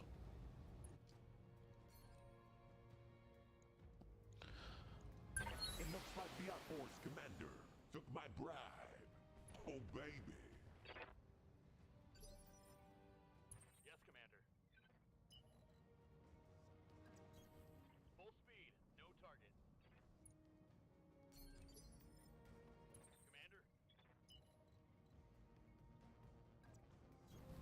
I copy. Excellent. Flank attack.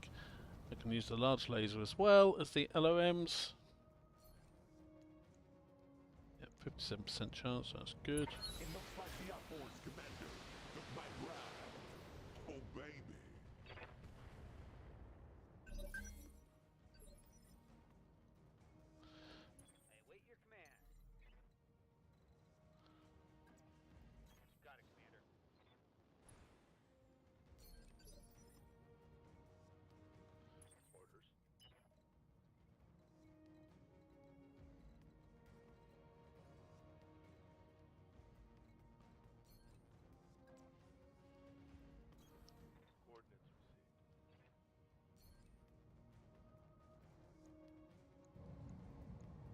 It looks like the outboards commander took my bride. Oh, baby.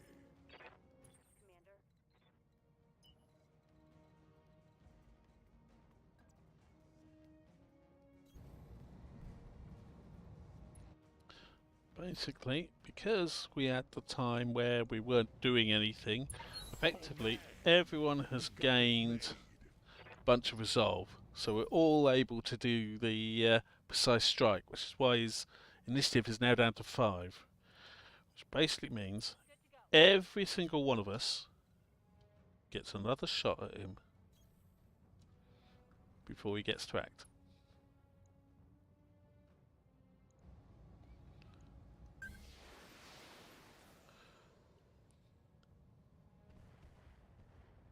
And given he's got clan ERPPCs, Oh, man. I'm not bothering as anywhere near as much with, oh, I don't want to use the ammo, that's too low a chance, because clan ERPPCs have the capability to kill a mech with a single shot. If they hit it in the head, they do enough damage, unless you've got something that boosts your head armor. It will do enough damage to kill a mech with one shot if it hits in the head, which yeah, can obviously ruin your day.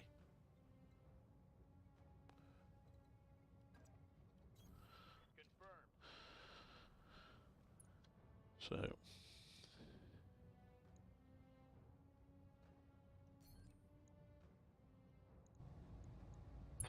Oh, man.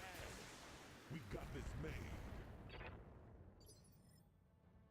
Yes, Commander.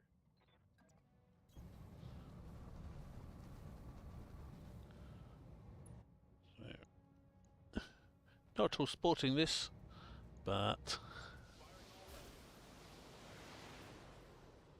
this is war for you. Okay, he's lost one ERPPC, that's good. Load a critical hit.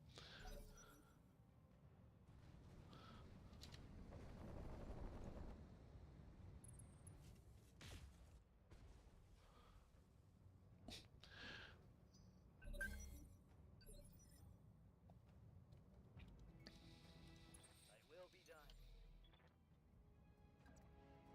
Affirmative. And even the battle armor's going to get in on the action. It looks like the outboards commander took my bride. Oh, baby. So Waiting for orders. Got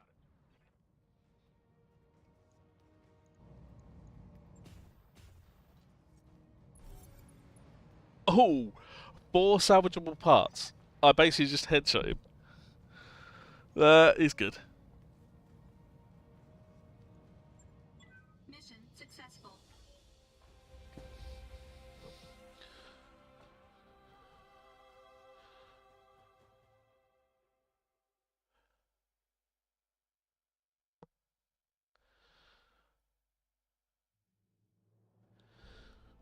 So let's see. Get a nice bonus, so an extra 35,000. We only spent 10k on ammo, so decent amount of money. Let's just check. So Trigger got a couple of kills, Griffin got a couple of kills, 2 pilots are wounded. 18 days for each of them. That's not too bad. Everyone else is uninjured. Couple of kills to the Raptor, couple of kills to the Scorpion. That's not bad at all. Okay, the fun bit, salvage time. Well, 2 different adder parts is a no-brainer.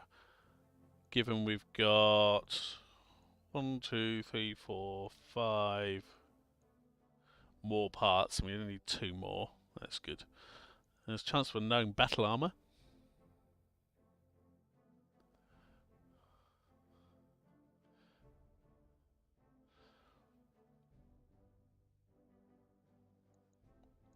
Clan ERPPC, clan engines again, clan ferrofibers, clan double heat sinks.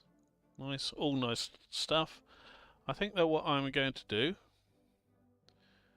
is go for an Arctic Prime part as well. That will give us 3. So, what do we have? We have 5 adder parts, so we can build an adder.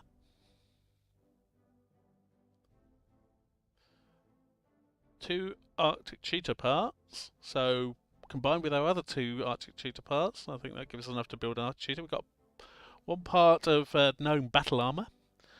Got a clan ERPPC, a clan flamer, LOM10 core, clan ferrofibrous, and 2 clan double heat sinks. All in all, good loot, as you can tell by the value up there.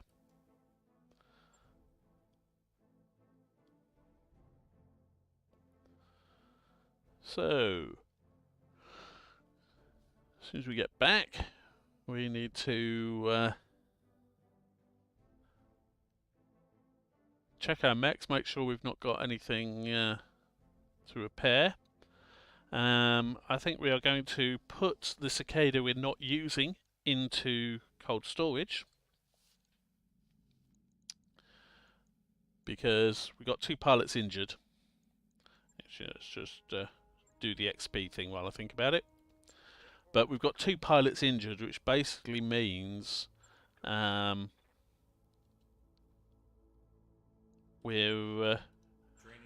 going to wait until they're healed before we take another mission, which means we're going to have the end our monthly financial payout. You know, 332,000. But in the meantime, that also means that the low spirits will wear off before our next mission, and we might end up with these mechs. So this cicada is going into cold storage.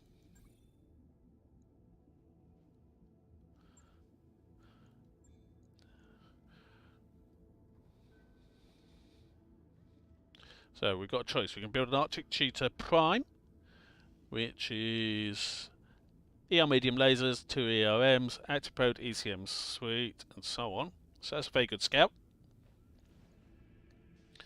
4 ER medium lasers, 2 medium pulse lasers. Okay. The Adder Prime is twin PPCs with a targeting computer and a flamer, or the heavy large lasers and extra double heat sinks. Okay. I think what we're going to do is we're going to build, let's have a look at what we got. So, what would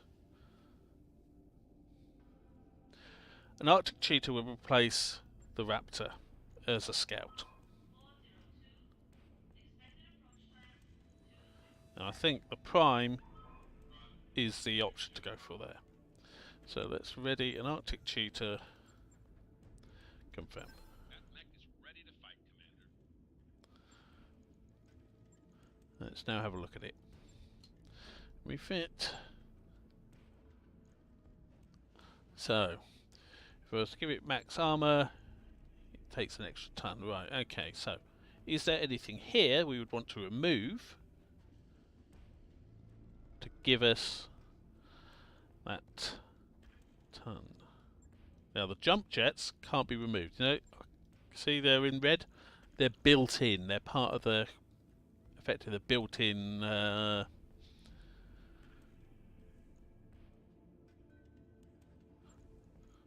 But we can take out the flamer.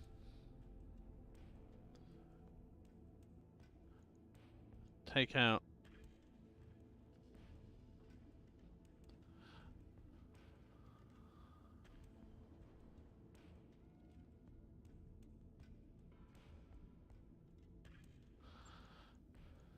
the tag because I want to keep the keep as much armor as possible. Unsurprisingly, the LOMs are good. You know, I mean, it's longer range and it's got the medium lasers, the clan ER medium lasers. So very good. So let's see. I've got 3.75 tons. So let's see. Dink, dink.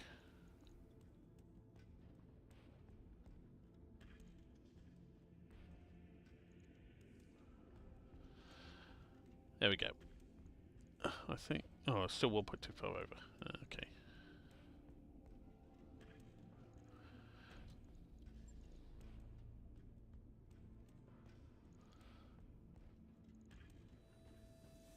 There we go.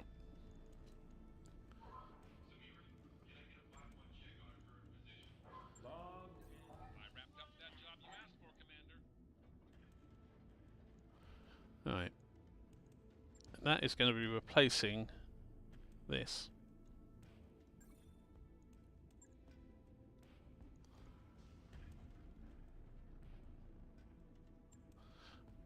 Now, having done that,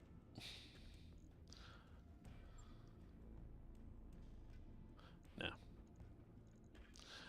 I won't bother. I was thinking I'd swap out one of the mediums for a small to let it have a bit more armor, but hopefully that should be okay because it's a 30 tonner as opposed to a 25, so it should be okay. And then the Adder Prime. That mech you wanted is back online.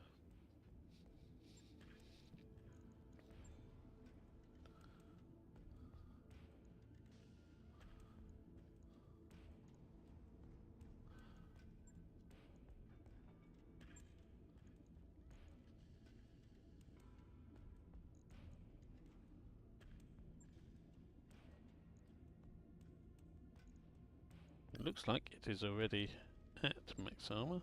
Let's just confirm that. Right, so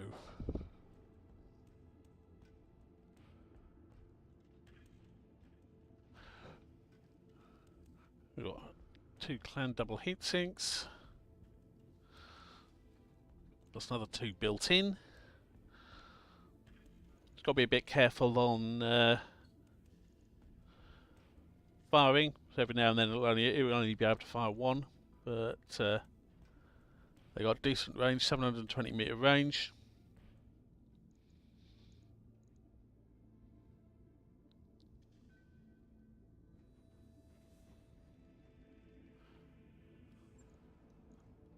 Can't take off the flamer, so it's not really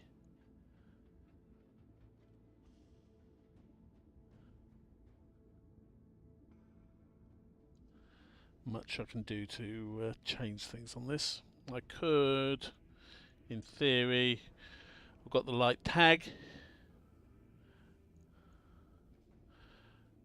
but I think that is going to stay exactly as it is. That is going to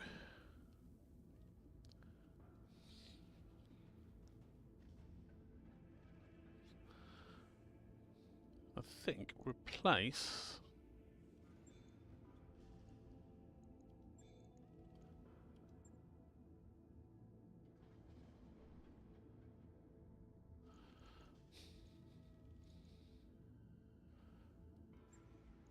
the swordsman.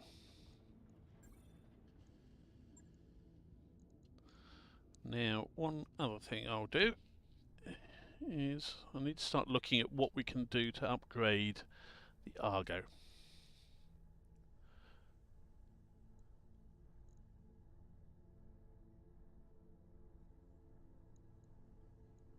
So what does that need?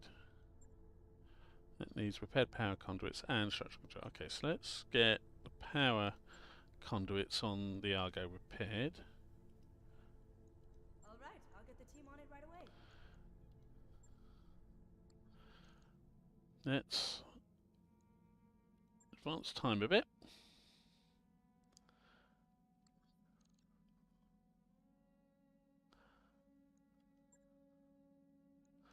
Continue advancing time a bit until that upgrade is done. Okay, so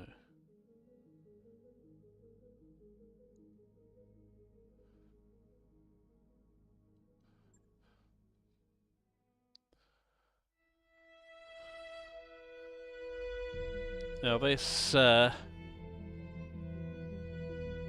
am Kamea of House Urano, High Lady of the Oregon Reach, Protector of Coromadir, and the Sword of Restoration.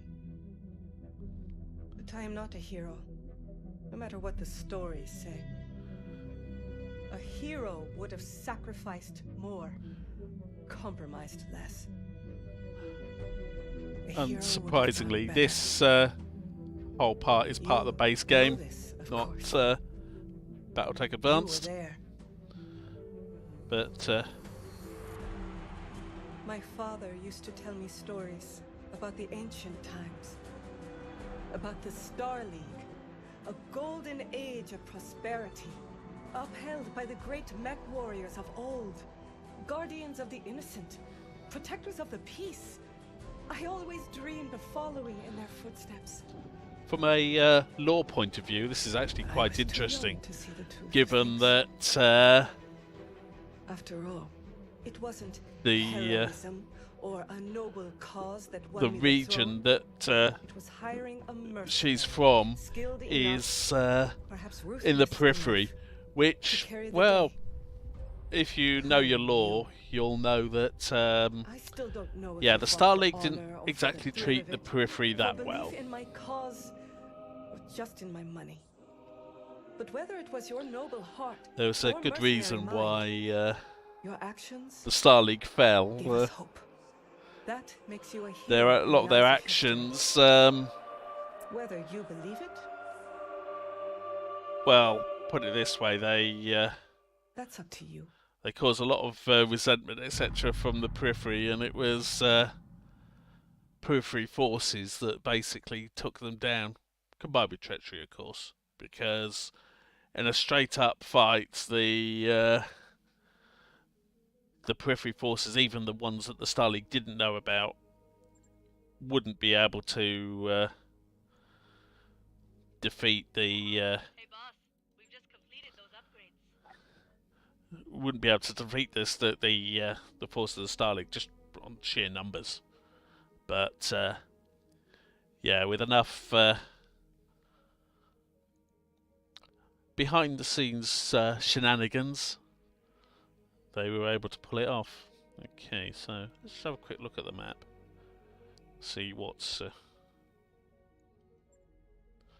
so you can see we've now got flashpoints on the map. So there's one down there.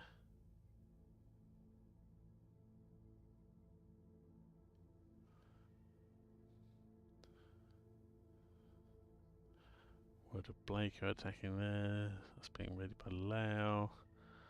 That's under attack by Lau. It's time for another team-building movie night. Tonight's selection is a big hit in the Combine. STG's The Attack of the Polymer-Coated Man. Attendance is mandatory, so we'll see you there. Yeah. Not going to get involved in any of those yet, but just thought we'd have a look. So, nothing, no sign yet of the new faction. And so, all the mechs are ready, but we've still got to wait another 8 days. And we've just finished some work on the Argo. We can add another battle armor slot, but we don't really want to at this point. We'll do some structural repairs. Sure thing. It'll take a bit, but we'll get it done. Basically, what I'm trying to do here is get another vehicle slot. Then I'll be able to go to 6 mechs plus a vehicle plus a battle armor or 2. But we need to get some more money. So Slapdash has lost her low spirits tag. Striker and Revolt are no longer. Okay, so we've got a black market invitation. But we've not got any sort of we've not got enough money. Basically, we're not liked by them, but we've not got 500,000. Never mind 2.5 million. So their only option is passing the opportunity for now.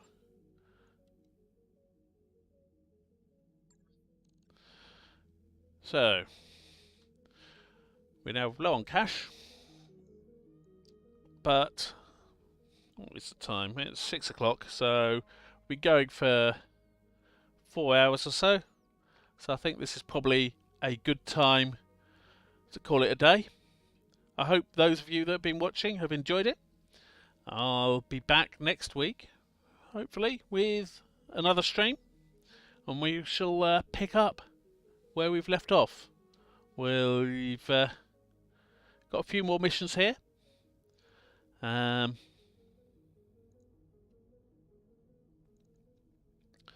a dual mission.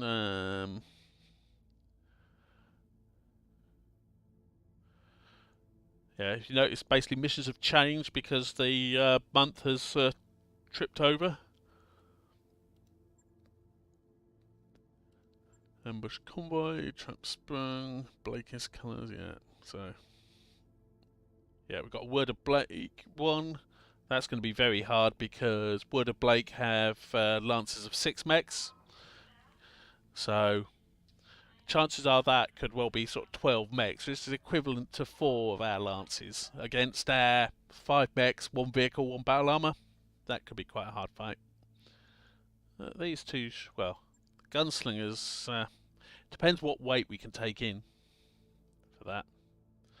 But anyway, that's something for next time. So I will say farewell.